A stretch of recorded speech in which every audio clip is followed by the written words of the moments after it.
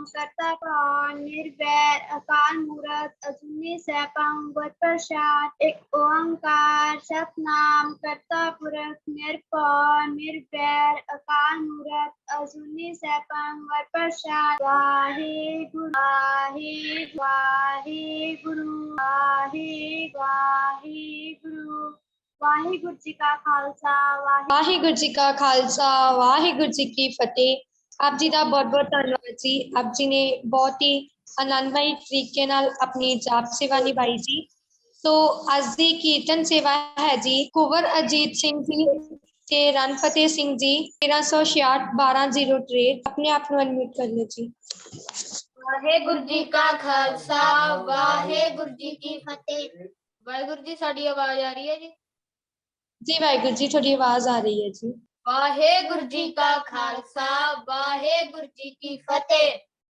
उठत सुखिया बैठत सुखिया उठत सुखिया बैठत सुखिया। कौन नहीं लागे जा ऐसे बूटिया कौन नहीं लागे जा ऐसे बूटिया। रखा एक हमारा स्वामी रखा एक हमारा स्वामी। सगल घटा का अंतर्जामी सगल घटा का अंतर्जामी। सोए अचिंता जाग अचिंता सोए अचिंता जाग अचिंता। जहाँ कहाँ प्रभु तू वर्तनता जहाँ कहाँ प्रभु तू वर्तनता। घर सुख बसया बाहर सुख पाया घर सुख बसया बाहर सुख पाया। कहो नानक गुर मंत्र दृढ़ाया कहो नानक गुर मंत्र दृढ़ाया। उठत सुखिया बैठत सुखिया उठत सुखिया बैठत सुखिया। पौ नहीं लागे जा ऐसे बूटिया पौ नहीं लागे जा ऐसे बूटिया। रखा एक हमारा स्वामी सगल कटा का अंतर्जामी। सोए अचिंता जाग अचिंता जहाँ कहाँ प्रभु तू वर्तनता। घर सुख बसया बाहर सुख पाया कहो नानक गुर मंत्र दृढ़ाया।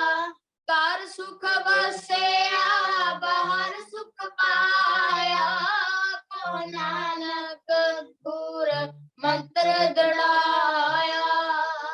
वाहेगुरु जी का खालसा वाहेगुरु जी की फतेह। वाहिगुरु जी का खालसा वाहिगुरु जी की फतेह। वाह जी वाह। आप जी ने बहुत ही आनंदमय तरीके नाल कीर्तन सेवा निभाई जी। आप जी का बहुत बहुत धन्यवाद जी। सो अज का पहला सैशन है जी वाईसी सुरिंदर कौर जी जिन्हों का टॉपिक है गुरु रामदास साहिब जी।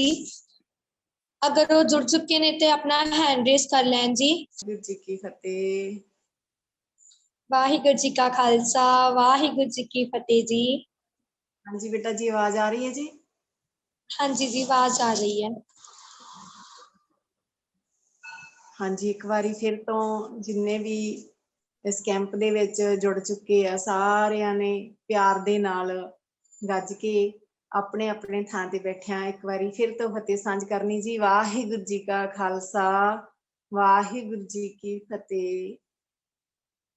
सो अज दा जिहड़ा टॉपिक आपां शुरू करदे हां धन धन गुरु रामदास जी महाराज जिन्हां दे आपां जीवन दे विचों सेध भी लैनी आ सिੱਖਿਆ भी लैनी आ ते नाल उन्हां दे इतिहास तो जाणू भी होना है। ਆਪਣੇ ਜੀਵਨ ਦੇ ਵਿੱਚ ਸਾਨੂੰ ਕੀ ਸਿੱਖਿਆ ਮਿਲਦੀ ਆ, ਉਹ ਵੀ ਆਪਾਂ ਥੋੜਾ ਥੋੜਾ ਵਿਚਾਰ ਕਰਾਂਗੇ। ਕਿ ਇੱਕ ਅਰਦਾਸ ਸਭ ਤੋਂ ਪਹਿਲਾਂ ਕਿ ਸਤਿਗੁਰੂ ਜੀ ਆਪਣੇ ਸਾਰਿਆਂ ਤੇ ਕਿਰਪਾ ਕਰਨ ਕਿ ਆਪਣੇ ਜੀਵਨ ਵਿੱਚੋਂ ਕਿਣਕਾ ਇੱਕ ਝੋਲੀ ਵਿੱਚ ਸਭ ਦੀ ਪਾ ਦੇਣ, ਪਿਆਰ ਆਪਣਾ, ਤੇ ਅਸੀਂ ਵੀ ਉਸ ਤਰ੍ਹਾਂ ਦਾ ਜੀਵਨ ਹੈ ਜਿਹੜਾ ਉਹ ਬਤੀਤ ਕਰੀਏ। ਸੋ ਚੌਥੇ ਪਾਤਸ਼ਾਹ ਧੰਨ ਧੰਨ ਗੁਰੂ ਰਾਮਦਾਸ ਜੀ ਮਹਾਰਾਜ, ਜਿਨ੍ਹਾਂ ਦਾ ਆਗਮਨ ਤਕਰੀਬਨ 1534 ਈਸਵੀ ਦੇ ਵਿੱਚ ਜਿਹੜਾ ਹੋਇਆ, ਆਪ ਜੀ ਦੇ ਜੀਵਨ ਤੋਂ ਸ਼ੁਰੂਆਤ ਵਿੱਚੋਂ ਹੀ, ਜਿੱਥੋਂ ਸ਼ੁਰੂਆਤ ਹੁੰਦੀ ਹੈ ਨਾ, ਤੇ ਉੱਥੋਂ ਹੀ ਬੜਾ ਇੱਕ ਸਿੱਖਿਆ ਮਿਲਦੀ ਹੈ ਕਿ ਅੱਜ ਦੇ ਸਮੇਂ ਦੇ ਵਿੱਚ ਜੋ ਹਾਲਾਤ ਬਣੇ ਹੋਏ ਨੇ, ਤੇ ਉਸ ਸਮੇਂ ਗੁਰੂ ਰਾਮਦਾਸ ਜੀ ਮਹਾਰਾਜ ਜੀ, ਸਾਰੇ ਆਪ ਜੀ ਸਾਰੇ ਜਾਣਦੇ ਹੋ, ਇਤਿਹਾਸ ਤੋਂ ਜਾਣੂ ਕਿ ਛੋਟੇ ਹੁੰਦਿਆਂ ਹੀ ਮਾਤਾ ਦੇ ਤਾਂ ਹਜੇ ਚਿਹਰੇ ਦੀ ਪਹਿਚਾਣ ਵੀ ਨਹੀਂ ਚੰਗੀ ਤਰ੍ਹਾਂ ਹੁੰਦੀ ਕਿ ਮਾਤਾ ਜੀ ਚੜ੍ਹਾਈ ਕਰ ਜਾਂਦੇ ਆ, ਮਾਤਾ ਦਇਆ ਕੌਰ ਜੀ, ਤੇ 7 ਸਾਲ ਦੀ ਉਮਰ ਹੁੰਦੀ ਹੈ ਜਦੋਂ ਪਿਤਾ ਹਰਦਾਸ ਜੀ ਵੀ ਚੜ੍ਹਾਈ ਕਰ ਜਾਂਦੇ ਆ। ਛੋਟੀ ਜੀ ਉਮਰ ਤੇ ਜ਼ਿੰਮੇਵਾਰੀ, ਪਾਲਣ ਪੋਸਣ ਵਾਲਾ ਕੋਈ ਨਹੀਂ ਹੈਗਾ, ਕੀ ਕਰਨਾ ਹੈ ਤੇ ਕਿਵੇਂ ਕਰਨਾ ਹੈ ਕੋਈ ਪਤਾ ਨਹੀਂ।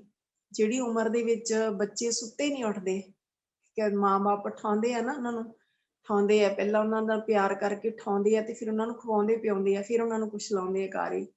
ਪਰ ਇੱਥੇ ਹੁਣ ਜਿਨ੍ਹਾਂ ਦਾ ਨਾਮ ਭਾਈ ਜੇਠਾ ਜੀ, ਪਹਿਲੇ ਪੁੱਤਰ ਹੋਣ ਕਰਕੇ ਉਹਨਾਂ ਦਾ ਨਾਮ ਜੇਠਾ ਜੀ ਕਿਹਾ ਜਾਂਦਾ ਹੁੰਦਾ ਸੀ, ਤਾਂ ਉਹਨਾਂ ਨੂੰ ਹੁਣ ਅੱਜ ਇਸ ਤਰ੍ਹਾਂ ਮਹਿਸੂਸ ਹੋ ਰਿਹਾ ਵੀ ਇਕੱਲੇ ਰਹਿ ਗਏ ਆ। ਨਾਨੀ ਮਾਂ ਆਈ ਹੈ, ਤੇ ਨਾਨੀ ਮਾਂ ਨੇ ਜਦੋਂ ਦੇਖਿਆ ਵੀ ਘਰ ਦੇ ਵਿੱਚ ਹੁਣ ਇੱਥੇ ਕੋਈ ਹੋਰ ਨਹੀਂ ਬਾਂਹ ਫੜਨ ਵਾਲਾ ਹੈਗਾ, ਤੇ ਮੈਂ ਇਸ ਨੂੰ ਨਾਲ ਹੀ ਲੈ ਜਾਵਾਂ ਆਪਣੇ ਨਾਨਕੇ ਬਾਸਰ ਕੇ ਨਾਲ ਹੀ ਲਿਜਾਣ ਲੱਗੇ ਆ ਨਾਨੀ ਮਾਤਾ ਜੀ। ਤੇ ਅੱਜ ਸਾਡੇ ਸਾਹਮਣੇ ਆ ਨਾ ਜੋ ਮੁਸੀਬਤਾਂ ਨੇ, ਮੁਸ਼ਕਲਾਂ ਨੇ, ਸਾਡੇ ਜੀਵਨ ਵਿੱਚ ਵੀ ਆਉਂਦੀਆਂ, ਪਰ ਇੰਨੀਆਂ ਮੁਸ਼ਕਲਾਂ ਕਿਤੇ ਵੀ ਨਹੀਂ ਹੋਣਗੀਆਂ ਜਿਹੜੀਆਂ ਭਾਈ ਜੇਠਾ ਜੀ ਦੇ ਜੀਵਨ ਵਿੱਚ ਆ। ਦੁੱਖ ਦੀਆਂ ਘੜੀਆਂ ਕਹਿ ਲਈਏ ਕਿ ਨਾ ਮਾਤਾ ਨਾ ਪਿਤਾ, ਤੇ ਘਰ ਦੇ ਵਿੱਚ ਹੋਰ ਕੋਈ ਵੀ ਨਹੀਂ ਬਾਂਹ ਫੜਨ ਵਾਲਾ, ਨਾਨੀ ਮਾਂ ਬਿਰਧ ਹੈ ਸਿਰ ਤੇ ਹੱਥ ਰੱਖਣ ਵਾਲੀ, ਤੇ ਨਾਨੀ ਮਾਂ ਨਾਨਕੇ ਪਿੰਡ ਬਾਸਰ ਕੇ ਵਿਖੇ ਲਿਜਾਣ ਲੱਗੀ ਹੈ।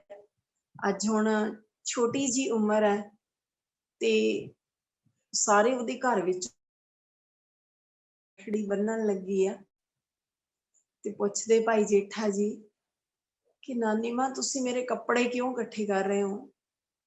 ਤਾਂ ਨਾਨੀ ਨੇ ਕਿਹਾ, ਪੁੱਤਰ ਆਪਾਂ ਬਾਸਰ ਕੇ ਜਾਣਾ ਹੈ। ਤੇ ਜਦੋਂ ਤਾਲਾ ਮਾਰਿਆ ਨਾ ਲਾਹੌਰ ਦੇ ਵਿੱਚ, ਲਾਹੌਰ ਵਾਲੇ ਘਰ ਨੂੰ ਜਦੋਂ ਤਾਲਾ ਮਾਰਿਆ, ਚੂਨਾ ਮੰਡੀ ਲਾਹੌਰ, ਜਦੋਂ ਘਰ ਦੇ ਤਾਲਾ ਮਾਰਿਆ, ਤੇ ਕਿਸੇ ਨੇ ਵੀ ਆ ਕੇ ਕਿਹਾ ਨਹੀਂ ਕਿ ਇਹ ਸਾਡੇ ਇੱਥੋਂ ਦਾ, ਸਾਡੇ ਸ਼ਰੀਕੇ ਦੇ ਵਿੱਚੋਂ ਕੋਈ ਕਹਿੰਦਾ ਕਿ ਸਾਡੇ ਭਰਾ। ਉਹ ਬੱਚੇ ਨੂੰ ਕੋਈ ਵੀ ਬਾਂਹ ਫੜਨ ਨਹੀਂ ਆਇਆ, ਰੋਕਣ ਨਹੀਂ ਆਇਆ ਵੀ ਇਸ ਨੂੰ ਇੱਥੇ ਹੀ ਰਹਿਣ ਦਿਓ, ਅਸੀਂ ਇਸ ਦੀ ਦੇਖਭਾਲ ਕਰਾਂਗੇ। ਪਰ ਨਾਨੀ ਮਾਂ ਆਪਣੇ ਨਾਲ ਲੈ ਕੇ ਆਉਂਦੀ ਆ। ਜਦੋਂ ਨਾਨੀ ਮਾਂ ਆਪਣੇ ਨਾਲ ਲੈ ਕੇ ਆਉਂਦੀ ਹੈ, ਤੇ ਨਾਨੀ ਮਾਂ ਦੇ ਕੋਲੇ ਵੀ ਕੁਝ ਐਸਾ ਨਹੀਂ ਹੈਗਾ ਕਿ ਉਹ ਉਸਦੀ ਪਾਲਣਾ ਪੋਸ਼ਣਾ ਆਪਦੇ ਸਿਰ ਤੇ ਕਰ ਸਕੇ, ਉਹਦੇ ਕੋਲੇ ਕੁਝ ਵੀ ਨਹੀਂ ਹੈਗਾ। ਤਾਂ ਨਾਨੀ ਮਾਤਾ ਨੇ ਉਸਨੂੰ ਕਿਰਤ ਦੇ ਨਾਲ ਜੋੜਿਆ।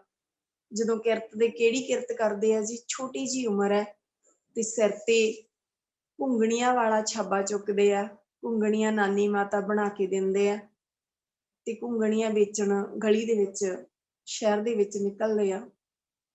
ਇੱਥੇ ਰਹਿ ਰਹੇ ਨੇ ਤੀਜੇ ਪਾਤਸ਼ਾਹ ਗੁਰੂ ਅਮਰਦਾਸ ਜੀ ਮਹਾਰਾਜ।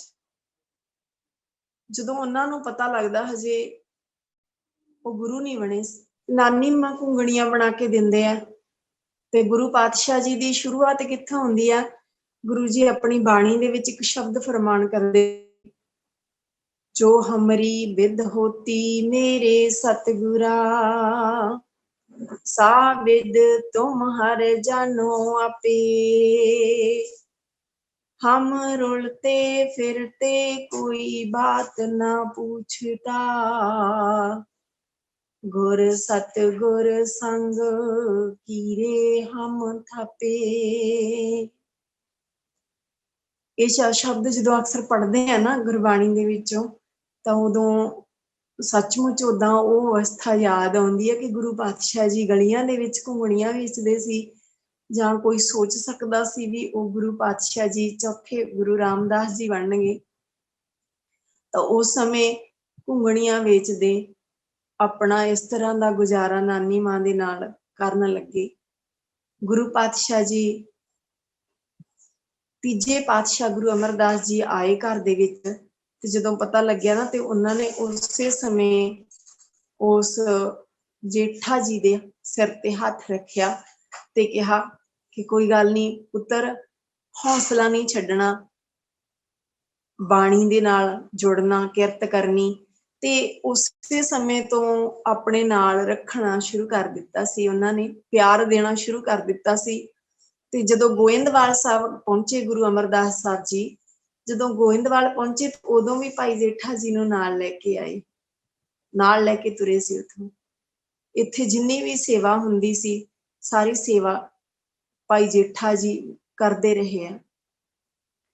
ਪਰ ਜੇ ਇੱਥੇ ਇੱਕ ਗੱਲ ਸੋਚਣ ਵਾਲੀ ਆ ਕਿ ਜਦੋਂ ਭਾਈ ਜੇਠਾ ਜੀ ਉੱਥੇ ਗਲੀਆਂ ਦੇ ਵਿੱਚ ਘੁੰਗਣੀਆਂ ਵੇਚਦੇ ਆ ਨਾ, ਤੇ ਉਸ ਸਮੇਂ ਅੱਜ ਸਾਡੇ ਸਮਾਜ ਦੀ ਅੱਜ ਵੀ ਇਹ ਹਾਲਤ ਹੈ ਕਿ ਅਸੀਂ ਬਿਨਾਂ ਕਿਸੇ, ਉਹ ਗੁਰੂ ਪਾਤਸ਼ਾਹ ਦੀਆਂ ਖੇਡਾਂ ਨਹੀਂ ਜਾਣਦੇ ਵੀ ਕੌਣ ਕੀ ਕਿੱਦਾਂ ਕੀ ਹੋਣਾ ਕਿਸੇ ਦੇ ਨਾਲ, ਪਰ ਅਸੀਂ ਆਪਣੇ ਇੱਥੇ ਅੰਦਾਜ਼ੇ ਲਾਉਨੇ ਆ, ਆਪਣੇ ਮੀਟਰ ਲਾਉਨੇ ਆ। ਤਾਂ ਉਦੋਂ ਵੀ ਇਹੀ ਸੰਸਾਰ ਤੇ ਸੀ ਕਿ ਗੁਰੂ ਪਾਤਸ਼ਾਹ ਜੀ ਦੇ ਨਾਲ ਆਪਣੇ ਬੱਚਿਆਂ ਨੂੰ ਖੇਡਣ ਨਹੀਂ ਦਿੱਤਾ ਜਾਂਦਾ ਸੀ। ਕੀ ਕਿਹਾ ਜਾਂਦਾ ਸੀ ਕਿ ਇਹ ਤੇ ਜੰਮਦਾ ਹੀ ਯਤੀਮ ਹੋ ਗਿਆ, ਇਹਨੇ ਤੇ ਆਪਣੇ ਮਾਂ-ਬਾਪ ਨੂੰ, ਪਤਾ ਨਹੀਂ ਕਿਹੜੇ ਸ਼ਬਦ ਮੇਰੀ ਜ਼ੁਬਾਨ, ਵਾਹਿਗੁਰੂ ਜੀ, ਪਤਾ ਨਹੀਂ ਲੋਕ ਕਿਹੜੇ ਕਿਹੜੇ ਸ਼ਬਦ ਤਾਨੇ ਮੇਨੇ ਮਾਰਦੇ ਸੀ, ਕਿ ਜਿਹਨੂੰ ਕਿਹਾ ਜਾਂਦਾ ਸੀ ਨਾ ਕਿ ਇਹਦੇ ਨਾਲ ਨਹੀਂ ਖੇਡ, ਇਹਨੂੰ ਹੁਣੇ ਬਾਹਰ ਚੱਲਿਆ ਹੈ। ਆਪਾਂ ਕਹਿੰਦੇ ਵੀ ਗੁਰੂ ਰਾਮਦਾਸ ਜੀ ਦੀ ਜਿੱਥੇ ਜਿਹਨੂੰ ਇਉਂ ਸੀ ਵੀ ਪਤਾ ਨਹੀਂ ਹੁਣ ਕਿੱਥੇ ਸ਼ਰਨ ਲੈਣੀ ਆ, ਕੀ ਬਣੂਗਾ ਹੁਣ ਇਸ ਦਾ, ਲੋਕ ਸਾਰੇ ਏਦਾਂ ਹੀ ਕਹਿ ਰਹੇ ਸੀ। ਪਰ ਅੱਜ ਆਪਾਂ ਕਹਿੰਦੇ ਆ ਵੀ ਗੁਰੂ ਰਾਮਦਾਸ ਦੀ ਸ਼ਰਨ ਵਿੱਚ ਚੱਲੇ ਆ। ਅੱਜ ਸਾਰੀ ਦੁਨੀਆ, ਕੋਈ ਅਮੀਰ ਕੋਈ ਗਰੀਬ, ਸਾਰੀ ਦੁਨੀਆ ਉਸ ਗੁਰੂ ਰਾਮਦਾਸ ਜੀ ਦੀ ਸ਼ਰਨ ਵਿੱਚ ਜਾ ਕੇ ਸਕੂਨ ਮਹਿਸੂਸ ਕਰਦੇ ਆ। ਸਾਰੇ ਏਦਾਂ ਹੀ ਕਿ ਉਹ ਬਾਲਕ ਜਿਹਦੇ ਨਾਲ ਖੇਡਣ ਤੋਂ ਬੱਚਿਆਂ ਨੂੰ ਰੋਕਿਆ ਜਾਂਦਾ ਸੀਗਾ, ਤੇ ਉਹਨਾਂ ਦੇ ਬਾਣੀ ਦੇ ਵਿੱਚੋਂ ਸਿਫਤ ਸਲਾਹ ਦੇ ਉਹਨਾਂ ਦੇ ਸ਼ਬਦ ਮਿਲਦੇ ਆ। ਅੱਜ ਬਾਣੀ ਦੇ ਵਿੱਚੋਂ ਜਦੋਂ ਪੜ੍ਹਦੇ ਆ ਨਾ, ਰਾਮਕਲੀ ਸੱਦ, ਬਾਬਾ ਸੁੰਦਰ ਜੀ ਦੀ ਜੋ ਬਾਣੀ ਉਚਾਰਨ ਕੀਤੀ ਹੋਈ ਆ, ਉਹਨਾਂ ਦੇ ਵਿੱਚੋਂ ਵੀ ਉਹਨਾਂ ਦੇ ਜੀਵਨ ਦੀਆਂ ਝਲਕਾਂ ਮਹਿਸੂਸ ਹੁੰਦੀਆਂ ਨੇ, ਉਹਨਾਂ ਦੇ ਜੀਵਨ ਦੀਆਂ ਝਲਕਾਂ ਦਿਸਦੀਆਂ ਨੇ ਕਿ ਗੁਰੂ ਸਾਹਿਬ ਜੀ ਦੀ ਸਿਫਤ ਸਲਾਹ ਦੇ ਵਿੱਚ। ਫਿਰ ਭਾਈ ਸੱਤਾ ਬਲਵੰਡ ਨੇ ਜੋ ਰਾਮਕਲੀ ਕੀ ਵਾਰ ਆਪਾਂ ਪੜ੍ਹਦੇ ਆ, ਰਾਮਕਲੀ ਕੀ ਵਾਰ ਦੀ 7ਵੀਂ ਪੌੜੀ ਹੈ, ਧੰਨ ਧੰਨ ਰਾਮਦਾਸ ਗੁਰ ਜਿਨ ਸਿਰਿਆ ਤਿਨੈ ਸਵਾਰਿਆ, ਪੂਰੀ ਹੋਈ ਕਰਾਮਾਤ ਆਪ ਸਿਰਜਣਹਾਰੈ ਧਾਰਿਆ, ਸਿੱਖੀ ਅਤੇ ਸੰਗਤੀ ਪਾਰ ਬ੍ਰਹਮ ਕਰ ਨਮਸਕਾਰਿਆ।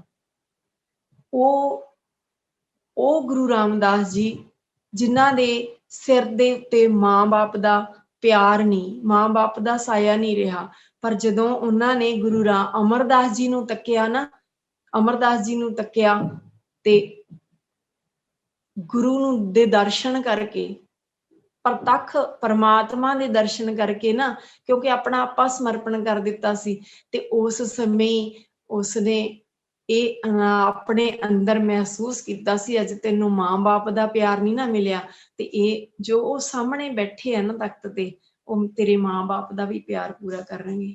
ਬਸ ਉੱਥੋਂ ਤੋਂ ਆਪਣੇ ਆਪ ਨੂੰ ਸਮਰਪਣ ਕਰ ਦਿੱਤਾ ਤੇ ਇੱਥੋਂ ਤੱਕ ਪਹੁੰਚੇ। ਸ਼ੁਰੂਆਤ ਕਿੱਥੋਂ ਹੋਈ ਸੀ? ਹਮ ਰੁਲਤੇ ਫਿਰਤੇ ਕੋਈ ਬਾਤ ਨਾ ਪੁੱਛਦਾ। ਸ਼ੁਰੂਆਤ ਕਿੱਥੋਂ ਹੋਈ ਸੀ? ਤਾਨੇ ਮੇਣਿਆਂ ਤੋਂ, ਲੋਕਾਂ ਦੇ ਤਾਨੇ ਮੇਣਿਆਂ ਤੋਂ, ਪਰ ਕਿੱਥੇ ਪਹੁੰਚ ਗਏ ਅੱਜ? ਜਿਹਨੂੰ ਗੁਰੂ ਪਾਤਸ਼ਾਹ ਜੀ ਕਹਿੰਦੇ ਮੇਰਾ ਸਭ ਕੁਝ ਹੈ। ਗੁਰੂ ਪਾਤਸ਼ਾਹ ਜੀ ਨੇ ਤਾਂ ਇੱਥੋਂ ਤੱਕ ਕਿ ਜਦੋਂ ਉਹਨਾਂ ਦੀ ਮਾਤਾ ਭਾਨੀ, ਜਿਹਨੂੰ ਆਪਾਂ ਕਹਿੰਦੇ ਉਹਨਾਂ ਦੀ ਬੇਟੀ, ਛੋਟੀ ਬੇਟੀ ਬੀਬੀ ਭਾਨੀ ਜੀ ਵਿਆਹੁਣਯੋਗ ਹੋਏ, ਤਾਂ ਉਸ ਸਮੇਂ ਵੀ ਜਦੋਂ ਵਰ ਦੀ ਲੋੜ ਪਈ ਤੇ ਸਾਰੀ ਦੁਨੀਆ ਦੇ ਵਿੱਚੋਂ, ਜਦੋਂ ਸਹਿਸਵਾਈ ਮਾਤਾ ਨੇ ਕਿਹਾ ਸੀ ਨਾ, ਜਦੋਂ ਭਾਈ ਜੇਠਾ ਜੀ ਟੋਕਰੀ ਚੁੱਕੀ ਆਉਂਦੇ ਸੇਵਾ ਕਰਦੇ, ਤੇ ਸਹਿਸਵਾਈ ਕਿਹਾ ਸੀਗਾ ਕਿ ਬੀਬੀ ਭਾਨੀ ਦੇ ਲਈ ਕੋਈ ਵਰ ਚਾਹੀਦਾ, ਕੋਈ ਲੜਕਾ ਚਾਹੀਦਾ। ਤਾਂ ਗੁਰੂ ਅਮਰਦਾਸ ਜੀ ਕਹਿੰਦੇ ਕਿਹੋ ਜਿਹਾ ਲੜਕਾ ਹੋਣਾ ਚਾਹੀਦਾ। ਉਦੋਂ ਮਾਤਾ ਨੇ ਕਿਹਾ ਕਿ ਉਹ ਭਾਈ ਜੇਠਾ ਜੀ ਵਰਗਾ ਹੋਵੇ।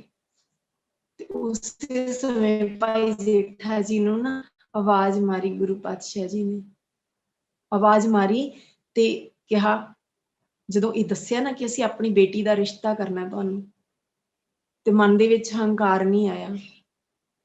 ਪਹਿਲੀ ਗੱਲ ਤੇ ਅੱਜ ਦੇ ਸਾਨੂੰ ਚੋਣ ਕਰਨੀ, ਰਿਸ਼ਤੇ ਕਰਨੇ, ਜੋ ਆਪਾਂ ਗੁਰੂ ਤੇਗ ਬਹਾਦਰ ਸਾਹਿਬ ਜੀ ਦੀ ਬੁੱਕ ਹੈ ਨਾ ਜਿਹੜੀ ਆਪਣੀ 400 ਸਾਲਾ, ਉਹਦੇ ਵਿੱਚੋਂ ਵੀ ਆਪਾਂ ਇੱਕ ਪੜ੍ਹਦੇ ਹਾਂ ਨਾ ਕਿ ਧੀਆਂ ਦੇ ਵਣਜ ਕਰਨ ਤੋਂ, ਧੀਆਂ ਦਾ ਵਪਾਰ ਕਰਨ ਤੋਂ ਅਲੀ ਸ਼ੇਰ ਖਾਨ ਦੇ ਪਿੰਡ ਵਾਲਿਆਂ ਨੂੰ ਵਰਜਿਆ ਸੀ ਗੁਰੂ ਪਾਤਸ਼ਾਹ ਜੀ ਨੇ।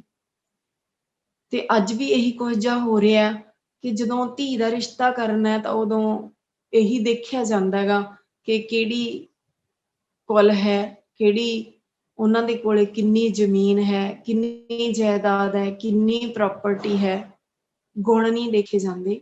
ਗੁਰੂ ਪਾਤਸ਼ਾਹ ਜੀ ਨੇ ਇਹ ਚੋਣ ਕਰਨੀ ਵੀ ਸਿਖਾਈ ਸੀ, ਗੁਰਸਿੱਖਾਂ ਨੂੰ ਚੋਣ ਕਰਨੀ ਵੀ ਸਿਖਾਈ ਸੀ, ਜੋ ਸਿੱਖ ਰਹਿਤ ਮਰਿਆਦਾ ਦਾ ਹਿੱਸਾ ਵੀ ਹੈ ਕਿ ਸਿੱਖ ਦੀ ਧੀ ਦਾ ਵਿਆਹ ਸਿੱਖ ਨਾਲ ਹੋਵੇ। ਸਿੱਖ ਰਹਿਤ ਮਰਿਆਦਾ ਦਾ ਹਿੱਸਾ ਵੀ ਬਣਿਆ। ਗੁਰੂ ਪਾਤਸ਼ਾਹ ਜੀ ਨੇ ਆਪ ਆਪਣੇ ਜੀਵਨ ਦੇ ਵਿੱਚ ਸਿਖਾਇਆ ਵੀ ਕਿ ਲੜਕੇ ਦੀ ਚੋਣ ਕਰਨੀ ਹੈ, ਲੜਕੀ ਦੀ ਚੋਣ ਕਰਨੀ ਹੈ ਤਾਂ ਗੁਣਾਂ ਦੇ ਆਧਾਰ ਤੇ ਕਰਨੀ ਹੈ। ਹਾਲਾਂਕਿ ਚੰਗੀ ਤਰ੍ਹਾਂ ਗੁਰੂ ਅਮਰਦਾਸ ਜੀ ਪਾਤਸ਼ਾਹ ਜੀ ਜਾਣਦੇ ਸੀਗੇ ਕਿ ਉਹਨਾਂ ਦੇ ਮਾਂ-ਬਾਪ ਚੜ੍ਹਾਈ ਕਰ ਚੁੱਕੇ ਆ, ਜਿਹੜੀ ਕੋਈ ਮਾੜੀ ਮੋਟੀ ਜ਼ਮੀਨ ਸੀ ਉਹ ਵੀ ਰਿਸ਼ਤੇਦਾਰਾਂ ਨੇ, ਸ਼ਰੀਕਾਂ ਨੇ ਲੈ ਲਈ ਆ। ਜਾਣਦੇ ਸੀ ਤਾਂ ਇਹ ਤਾਂ ਦੁਨਿਆਵੀ ਤੌਰ ਤੇ ਜਾਣਦੇ ਸੀ ਸਭ ਕੁਛ, ਤੇ ਫਿਰ ਅੱਗੇ ਵੀ ਉਹਨਾਂ ਦੇ ਗੁਣਾਂ ਤੋਂ ਵੀ ਜਾਣੂ ਹੋਏ ਕਿ ਉਹਨਾਂ ਦੇ ਅੰਦਰ ਗੁਣ ਕੀ ਆ। ਤੇ ਆਪਣੀ ਮਾਤਾ ਭਾਨੀ ਜੀ ਨੂੰ ਆਪਾਂ ਕਹਿੰਦੇ ਹਾਂ, ਬੀਬੀ ਭਾਨੀ ਜੀ ਦਾ ਰਿਸ਼ਤਾ ਭਾਈ ਜੇਠਾ ਜੀ ਦੇ ਨਾਲ ਕੀਤਾ। ਫਿਰ ਵੀ ਕੋਈ ਹੰਕਾਰ ਨਹੀਂ ਹੈ ਕਿ ਮੈਂ ਗੁਰੂ ਦਾ ਜਵਾਈ ਬਣ ਗਿਆ, ਗੁਰੂ ਅਮਰਦਾਸ ਜੀ ਦਾ ਜਵਾਈ, ਕਿੱਡੀ ਵੱਡੀ ਗੱਲ ਹੈ। ਪਰ ਹੰਕਾਰ ਨਹੀਂ ਹੈਗਾ। ਉਹੀ ਟੋਕਰੀ ਚੁੱਕ ਕੇ ਗੋਇੰਦਵਾਲ ਦੀ ਸੇਵਾ, ਬੌਲੀ ਦੀ ਸੇਵਾ ਚੱਲ ਰਹੀ ਹੈ, ਉਹੀ ਟੋਕਰੀ ਚੁੱਕ ਕੇ ਸੇਵਾ ਕਰ ਰਹੇ ਨੇ। ਜਦੋਂ ਇੱਥੋਂ ਦੀ ਲੰਘਦੇ ਆ, ਇਹਨਾਂ ਦੇ ਚਾਚੇ ਤਾਏ ਜਿਨ੍ਹਾਂ ਨੇ ਉਦੋਂ ਭਾਈ ਜੇਠਾ ਜੀ ਨੂੰ ਸਾਂਭਣ ਤੋਂ ਇਨਕਾਰ ਕੀਤਾ ਸੀ, ਜਿਨ੍ਹਾਂ ਨੇ ਕਿਹਾ ਸੀ ਕਿ ਇਹ ਤੇ ਮਾੜੇ ਕਰਮਾਂ ਵਾਲਾ ਹੈ, ਜਿਨ੍ਹਾਂ ਨੇ ਏਦਾਂ ਦੇ ਲਫ਼ਜ਼ ਬੋਲੇ ਸੀ, ਤੇ ਅੱਜ ਇੱਥੋਂ ਦੀ ਲੰਘਦੇ ਆ ਪਰ ਸਨਾਤਨ ਧਰਮ ਨੂੰ ਮੰਨਦੇ ਆ। ਗੁਰੂ ਦੀ ਬਾਣੀ ਤੇ ਗੁਰੂ ਤੇ ਯਕੀਨ ਨਹੀਂ ਹੈ, ਸਨਾਤਨ ਧਰਮ ਨੂੰ ਮੰਨਦੇ। ਅੱਗੇ ਲੰਘਦੇ ਤੇ ਗੋਇੰਦਵਾਲ ਵਿੱਚ ਦੀ ਜਦੋਂ ਲੰਘਣ ਲੱਗੇ ਆ, ਚੇਤਾ ਆਇਆ ਵੀ ਇੱਥੇ ਜੇਠਾ ਸ਼ਾਇਦ ਉਹ ਬਹੁਤ ਵੱਡੇ ਕਿਤੇ ਬੈਠਾ ਹੋਊਗਾ, ਸੁਣਿਆ ਹੈ ਵੀ ਗੁਰੂ ਘਰ ਦਾ ਉਹ ਗੁਰੂ ਦਾ ਜਵਾਈ ਬਣਿਆ। ਤੇ ਇੱਥੇ ਆਪਾਂ ਰੁਕ ਜਾਂਦੇ ਹਾਂ ਥੋੜੀ ਦੇਰ ਨਾਲ, ਉਹਨੂੰ ਮਿਲ ਚੱਲਦੇ ਹਾਂ, ਦੇਖ ਲੈਂਦੇ ਹਾਂ ਕਿਹੋ ਜਿਹਾ ਕਿਵੇਂ ਹੈ। ਹੁਣ ਪਹਿਚਾਣ ਕਿੰਨੇ ਸਮੇਂ ਤੋਂ ਉਹ ਰਹਿ ਰਹੇ ਨੇ, ਤੇ ਜਦੋਂ ਆਉਂਦੇ ਆ ਨਾ ਤੇ ਭਾਈ ਜੇਠਾ ਜੀ ਟੋਕਰੀ ਚੁੱਕੀ ਹੈ ਸੀਸ ਤੇ ਬਾਰ-ਬਾਰ ਆਏ ਆ, ਬਾਰ-ਬਾਰ ਸੇਵਾ ਕਰਦੇ ਉਦਾਂ ਹੀ। ਤਾਂ ਜਦੋਂ ਸਭ ਤੋਂ ਪਹਿਲਾਂ ਉਹੀ ਮਿਲ ਗਏ ਆ ਤੇ ਆ ਕੇ ਉਹਨਾਂ ਨੂੰ ਪੁੱਛਣਾ ਕਰਦੇ ਆ ਕਿ ਇੱਥੇ ਜੇਠਾ ਲਾਹੌਰ ਤੋਂ ਰਹਿੰਦਾ ਤੇ ਤੁਸੀਂ ਉਸਨੂੰ ਜਾਣਦੇ ਹੋ ਜਿਹਦਾ ਰਿਸ਼ਤਾ ਗੁਰੂ ਜੀ ਨੇ ਆਪਣੀ ਬੇਟੀ ਦਾ ਰਿਸ਼ਤਾ ਕੀਤਾ ਉਸਨੂੰ? ਤੇ ਭਾਈ ਜੇਠਾ ਜੀ ਕਹਿੰਦੇ ਮੈਂ ਹੀ ਆ। ਉਹਨਾਂ ਨੇ ਪਛਾਣ ਲਿਆ ਤੇ ਬੁਲਾਇਆ ਕਿ ਤੁਸੀਂ ਮੇਰੇ ਚਾਚਾ ਜੀ ਲੱਗਦੇ ਹੋ, ਤਾਇਆ ਜੀ ਲੱਗਦੇ ਹੋ, ਜੋ ਕਿਹਾ ਕਿ ਮੈਂ ਹੀ ਜੇਠਾ ਜੀ ਹਾਂ। ਤੇ ਇਹ ਦੇਖ ਕੇ ਸਭ ਕੁਝ ਬੜੇ ਉਹ ਅਪਸ਼ਬਦ ਬੋਲਣ ਲੱਗੇ, ਅਪਸ਼ਬਦ ਬੋਲਣ ਲੱਗੇ ਕਿ ਤੁਸੀਂ ਤੇ ਜਵਾਈ ਹੋ ਇਸ ਘਰ ਦੇ, ਗੁਰੂ ਘਰ ਦੇ ਜਵਾਈ ਹੋ, ਤੁਸੀਂ ਏਦਾਂ ਕਿਵੇਂ ਟੋਕਰੀ ਲੈ ਕੇ ਚੁੱਕੇ ਫਿਰਦੇ ਆ? ਚੱਲ ਤੁਸੀਂ ਏਦਾਂ ਦਾ ਹੈਗਾ ਹੈ। ਗੁਰੂ ਅਮਰਦਾਸ ਜੀ ਨੂੰ ਬੋਲਣ ਲੱਗੇ। ਜਦੋਂ ਏਦਾਂ ਬੋਲਣ ਲੱਗੇ, ਭਾਈ ਜੇਠਾ ਜੀ ਦੇ ਹੱਥ ਜੁੜੇ ਤੇ ਨਾਲ ਕਹਿਣਾ ਕੀਤਾ ਕਿ ਤੁਸੀਂ ਜੋ ਮੈਨੂੰ ਕਹਿਣਾ ਕਹਿ ਲਵੋ, ਪਰ ਗੁਰੂ ਪਾਤਸ਼ਾਹ ਜੀ ਨੂੰ ਕੁਝ ਵੀ ਨਾ ਬੋਲੋ। ਉਹ ਤੇ ਮਾਲਕ ਨੇ ਦੀਨ ਦੁਨੀਆ ਦੇ। ਤੇ ਇਵੇਂ ਜਦੋਂ ਗੁਰੂ ਅਮਰਦਾਸ ਜੀ ਪਾਸ ਗਏ ਤੇ ਗੁਰੂ ਅਮਰਦਾਸ ਜੀ ਕਹਿੰਦੇ ਤੁਹਾਨੂੰ ਲੱਗਦਾ ਵੀ ਇਹਨੇ ਟੋਕਰੀ ਚੁੱਕੀ ਹੈ ਸਿਰ ਤੇ? ਇਹ ਤਾਂ ਦੀਨ ਦੁਨੀਆ ਦਾ ਛਤਰ ਹੈ। ਤੁਹਾਨੂੰ ਲੱਗਦਾ ਨਾ ਜਿਵੇਂ ਪਹਿਲੇ ਪਾਤਸ਼ਾਹ ਜੀ ਨੇ ਕਿਹਾ ਸੀਗਾ ਭਾਈ ਲਹਿਣਾ ਜੀ ਨੂੰ, ਜਦੋਂ ਭਾਈ ਲਹਿਣਾ ਜੀ ਨਦੀਨ ਦੀਆਂ ਪੰਡਾਂ ਚੁੱਕ ਕੇ ਘਰ ਪਹੁੰਚੇ ਤੇ ਮਾਤਾ ਸੁਲੱਖਣੀ ਜੀ ਨੇ ਕਿਹਾ ਕਿ ਤੁਸੀਂ ਇਸ ਦੇ ਇਹ ਰੇਸ਼ਮੀ ਕੱਪੜੇ ਇੰਨੇ ਸੋਹਣੇ ਪਾਏ ਹੋਏ ਆ ਇਸਨੇ, ਤੇ ਇਹਨੂੰ ਆ ਨਦੀਨ ਦੀਆਂ ਪੰਡਾਂ ਚੁਕਾ ਦਿੱਤੀਆਂ, ਦੇਖੋ ਇਹਦੇ ਕੱਪੜਿਆਂ ਤੇ ਗਾਰੇ ਦੇ ਪਾਣੀ ਦੇ ਗੰਦੇ ਦੇ ਛਿੱਟੇ ਪੈ ਗਏ ਆ। ਤੇ ਗੁਰੂ ਨਾਨਕ ਪਾਤਸ਼ਾਹ ਜੀ ਨੇ ਕਿਹਾ ਸੀ ਕਿ ਤੈਨੂੰ ਲੱਗਦਾ ਇਹ ਗਾਰੇ ਦੇ ਗੰਦੇ ਪਾਣੀ ਦੇ ਛਿੱਟੇ ਆ, ਇਹ ਤਾਂ ਕੇਸਰ ਹੈ। ਤੈਨੂੰ ਲੱਗਦਾ ਵੀ ਇਹ ਪੰਡ ਚੁੱਕੀ ਹੈ ਸਿਰ ਤੇ, ਨਦੀਨ ਦੀ ਪੰਡ ਹੈ, ਪਰ ਇਹ ਤੇ ਦੀਨ ਦੁਨੀ ਦਾ ਛਤਰ ਹੈ। ਤੇ ਉਹੀ ਅੱਜ ਤੀਜੇ ਪਾਤਸ਼ਾਹ ਜੀ ਨੇ ਬਚਨ ਕੀਤੇ ਆ ਭਾਈ ਜੇਠਾ ਜੀ ਦੇ ਲਈ, ਤੁਹਾਨੂੰ ਲੱਗਦਾ ਹੈ ਟੋਕਰੀ ਚੁੱਕੀ ਹੈ ਤੇ ਦੀਨ ਦੁਨੀਆ ਦਾ ਛਤਰ ਚੁੱਕਿਆ ਝੂਲਦਾ ਉੱਤੇ, ਤੇ ਇਹ ਕੇਸਰ ਹੈ ਜਿਹਨੂੰ ਤੁਸੀਂ ਕੱਪੜਿਆਂ ਤੇ ਅਸੀਂ ਸੇਵਾ ਕਰਦੇ ਆ ਨਾ, ਤੇ ਕਈ ਵਾਰੀ ਸਾਡੇ ਇਹ ਮਨ ਦੇ ਵਿੱਚ ਆਉਂਦਾ ਵੀ ਸਾਡੇ ਕੱਪੜੇ ਸੋਹਣੇ ਪਾਏ ਹੋਏ ਆ, ਜਾਂ ਸਾਡੇ ਕੱਪੜੇ ਪਾਏ ਹੋਏ ਆ ਤੇ ਇਹਨਾਂ ਤੇ ਮਿੱਟੀ ਨਾ ਲੱਗ ਜਾਵੇ। ਗੁਰੂ ਘਰ ਦੀ ਸੇਵਾ, ਸੰਗਤ ਦੀ ਸੇਵਾ ਕਰਦੇ ਆ, ਕਦੇ ਵੀ ਮਨ ਦੇ ਵਿੱਚ ਇਹ ਖਿਆਲ ਨਾ ਆਵੇ ਕਿ ਮੇਰੇ ਕੱਪੜੇ ਖਰਾਬ ਹੋ ਜਾਣਗੇ ਜਾਂ ਮੇਰੇ ਤੇ ਮਿੱਟੀ ਲੱਗ ਜਾਵੇਗੀ। ਨਹੀਂ, ਇਹਨੂੰ ਭਾਈ ਗੁਰਦਾਸ ਜੀ ਵੀ ਕਹਿੰਦੇ ਆ, ਤੱਪੜ ਝਾੜ ਵਿਛਾਏ ਧੂੜੀ ਨਾਤਿਆਂ। ਇਹੀ ਸੰਗਤ ਦੀ ਧੂੜੀ ਹੁੰਦੀ ਆ। ਸੇਵਾ ਕਰਦੇ ਆ, ਕੋਈ ਸੇਵਾ ਕਰਦੇ ਆ ਆਪਾਂ ਆਪਣੇ ਸਰੀਰ ਤੋਂ, ਆਪਣੇ ਕੱਪੜਿਆਂ ਤੋਂ ਬੇਪਰਵਾਹ ਹੋ ਕੇ, ਆਪਣੇ ਕੱਪੜਿਆਂ ਦੀ ਪਰਵਾਹ ਨਹੀਂ ਕਰਨੀ ਵੀ ਮੇਰੇ ਕੱਪੜੇ ਖਰਾਬ ਹੋ ਜਾਣਗੇ, ਆਪਣੇ ਸਰੀਰ ਦੀ ਪਰਵਾਹ ਨਹੀਂ ਕਰਨੀ। ਇੱਥੋਂ ਉੱਪਰ ਉੱਠ ਕੇ ਜੋ ਸੇਵਾ ਕਰਦੇ ਆ ਉਹ ਆਨੰਦ ਹੈ, ਤੇ ਉਸ ਥਾਂ ਹੀ ਪੈਂਦੀ ਹੈ, ਉਹ ਫਿਰ ਵਿਰਥੀ ਨਹੀਂ ਜਾਂਦੀ। ਜਾ ਕੇ ਸਿਮਰਨ ਸਭ ਕਿਛ ਪਾਈਐ, ਵਿਰਥੀ ਘਾਲ ਨਾ ਜਾਏ। ਉਹ ਵਿਰਥੀ ਨਹੀਂ ਜਾਂਦੀ। ਤੇ ਪਰ ਜੇ ਸਾਡਾ ਧਿਆਨ ਸਾਡੇ ਕੱਪੜਿਆਂ ਵਿੱਚ, ਸਾਡੇ ਸਰੀਰ ਵਿੱਚ ਰਹਿੰਦਾ ਤਾਂ ਫਿਰ ਉਹ ਸੇਵਾ ਥਾਂ ਹੀ ਨਹੀਂ ਪੈਂਦੀ। ਇੱਥੋਂ ਸਾਨੂੰ ਸਾਰਿਆਂ ਨੂੰ ਇਹ ਸਿੱਖਿਆ ਵੀ ਮਿਲਦੀ ਹੈ ਕਿ ਅਸੀਂ ਜਦੋਂ ਵੀ ਸੇਵਾ ਕਰਦੇ ਹਾਂ ਉਦੋਂ ਅਸੀਂ ਇਹ ਨਾ ਪਰਵਾਹ ਕਰੀਏ ਕਿ ਮੇਰੇ ਕੱਪੜੇ ਖਰਾਬ ਹੋ ਜਾਣਗੇ ਜਾਂ ਮੇਰੇ ਸਰੀਰ ਤੇ ਕੋਈ ਕੁਛ ਸੱਟ ਨਾ ਲੱਗ ਜਾਵੇ ਜਾਂ ਏਦਾਂ ਨਾ ਹੋ ਜਾਵੇ। ਨਹੀਂ, ਬੇਪਰਵਾਹ ਹੋ ਕੇ ਗੁਰੂ ਦੀ ਤੇ ਗੁਰੂ ਦੀਆਂ ਸੰਗਤਾਂ ਦੀ ਸੇਵਾ ਕਰੀਏ। ਤੇ ਇੱਥੋਂ ਫਿਰ ਗੁਰੂ ਪਾਤਸ਼ਾਹ ਜੀ ਨੇ ਜਦੋਂ ਗੁਰਗੱਦੀ ਦੀ ਸੇਵਾ ਬਖਸ਼ਣੀ ਸੀ।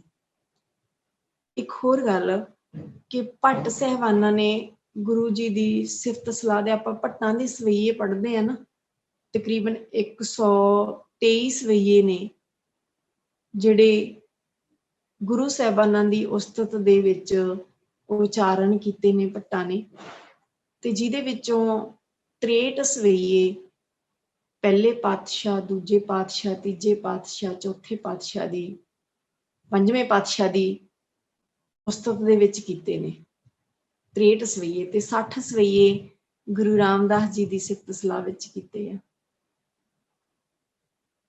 ਜਿਹਨੂੰ ਕਹਿੰਦੇ ਸੀ ਇਹਨੂੰ ਕਿੱਥੇ ਸ਼ਰਨ ਮਿਲੇਗੀ, ਅੱਜ ਉਸ ਦੀ ਸ਼ਰਨ ਵਿੱਚ ਸਾਰੀ ਦੁਨੀਆ ਆ ਕੇ ਨਿਮਦੀ ਆ। ਸਾਰੀ ਦੁਨੀਆ ਕਹਿੰਦੀ ਹੈ ਕਿ ਗੁਰੂ ਰਾਮਦਾਸ ਰਾਖੋ ਸ਼ਰਨਾਈ, ਗੁਰੂ ਰਾਮਦਾਸ ਰਾਖੋ ਸ਼ਰਨਾਈ। ਸਾਰੀ ਦੁਨੀਆ ਕਹਿੰਦੀ ਹੈ ਕਿ ਤੂੰ ਆਪਣੀ ਸ਼ਰਨ ਦੇ ਵਿੱਚ ਰੱਖ ਲੈ, ਸਾਨੂੰ ਆਪਣੀ ਸ਼ਰਨ ਦੇ ਵਿੱਚ ਰੱਖ ਲੈ ਗੁਰੂ ਜੀ, ਸਾਨੂੰ ਆਪਣੀ ਸ਼ਰਨ ਵਿੱਚ ਰੱਖ ਲਓ। ਤੇ ਗੁਰੂ ਸਾਹਿਬ ਜੀ ਨੇ ਆਪਣੇ ਜੀਵਨ ਦੌਰਾਨ ਜਿਹੜੇ ਕਾਰਜ ਕੀਤੇ ਆ, ਜਿਹੜੇ ਪ੍ਰੀਖਿਆਵਾਂ ਦੇ ਵਿੱਚੋਂ ਪਾਸ ਹੋਏ ਆ, ਜਿਹੜੀ ਬਾਣੀ ਉਚਾਰਨ ਕੀਤੀ ਆ, ਇੱਕ ਇੱਕ ਸ਼ਬਦ ਸਾਨੂੰ ਸਿੱਖਿਆ ਦਿੰਦਾ। ਜੋ ਆਪਾਂ ਇੱਕ ਪੌੜੀ ਪੜ੍ਹਦੇ ਆ, ਗੁਰ ਸਤਿਗੁਰ ਕਾਜੂ ਸਿੱਖ ਅਖਾਏ, ਸੋ ਭਲਕੇ ਉਠ ਹਰਿ ਨਾਮ ਧਿਆਏ। ਗੁਰ ਸਤਿਗੁਰ ਕਾਜੂ ਸਿੱਖ ਅਖਾਏ, ਸੋ ਭਲਕੇ ਉਠ ਹਰਿ ਨਾਮ ਧਿਆਵੇ। ਇਹ ਜੋ ਆਪਾਂ ਸ਼ਬਦ ਪੜ੍ਹਦੇ ਆ ਨਾ, ਤੇ ਇਹਦੇ ਵਿੱਚੋਂ ਵੀ ਸਾਨੂੰ ਇਹ ਸਿੱਖਿਆ ਮਿਲਦੀ ਆ। ਕੀ ਸਿੱਖਿਆ ਮਿਲਦੀ ਹੈ ਜੀ? ਕਿ ਸਵੇਰੋਂ ਉੱਠਣ ਸਾਰ ਅਸੀਂ ਉਸ ਵਾਹਿਗੁਰੂ ਦਾ ਨਾਮ ਜਪਣਾ ਹੈ, ਉਸ ਵਾਹਿਗੁਰੂ ਨੂੰ ਯਾਦ ਕਰਨਾ ਹੈ, ਤਾਂ ਸਿੱਖ ਹੈ।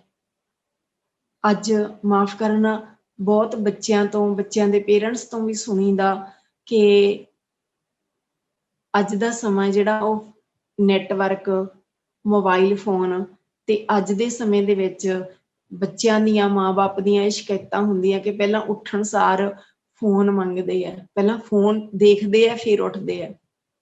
ਨਹੀਂ,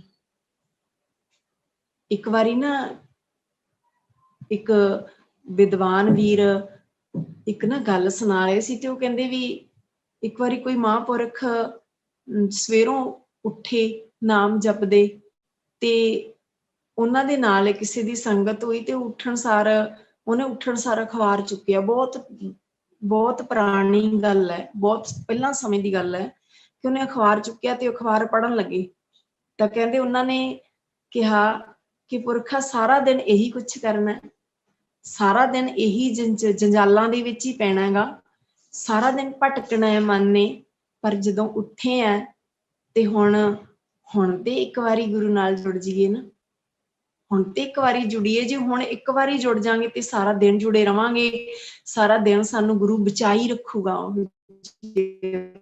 ਗੱਲਾਂ ਤੋਂ।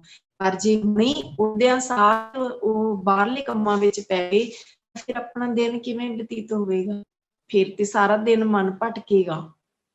ਇਸ ਕਰਕੇ ਜਿੰਨੇ ਵੀ ਬੱਚੇ ਜੁੜੇ ਆ, ਜਿੰਨੇ ਵੀ ਬੱਚਿਆਂ ਦੇ ਨਾਲ ਮਾਂ-ਬਾਪ ਬੈਠੇ ਆ, ਸਾਰਿਆਂ ਦੇ ਅੱਗੇ ਬੇਨਤੀ ਹੈ ਕਿ ਗੁਰੂ ਜੀ ਦਾ ਇਹ ਸ਼ਬਦ ਸਾਨੂੰ ਇਹ ਸਿੱਖਿਆ ਦਿੰਦਾ ਹੈ ਵੀ ਉੱਠਣ ਸਾਰ ਅਸੀਂ ਮੋਬਾਈਲ ਨੂੰ ਨਾ ਪਈਏ, ਉੱਠਣ ਸਾਰ ਅਸੀਂ ਕੁਝ ਹੋਰ ਨਾ ਕਰੀਏ। ਗੁਰ ਸਤਿਗੁਰ ਕਾ ਜੋ ਸਿੱਖ ਅਖਾਏ, ਸੋ ਭਲਕੇ ਉਠ ਹਰ ਨਾਮ ਧਿਆਵੈ।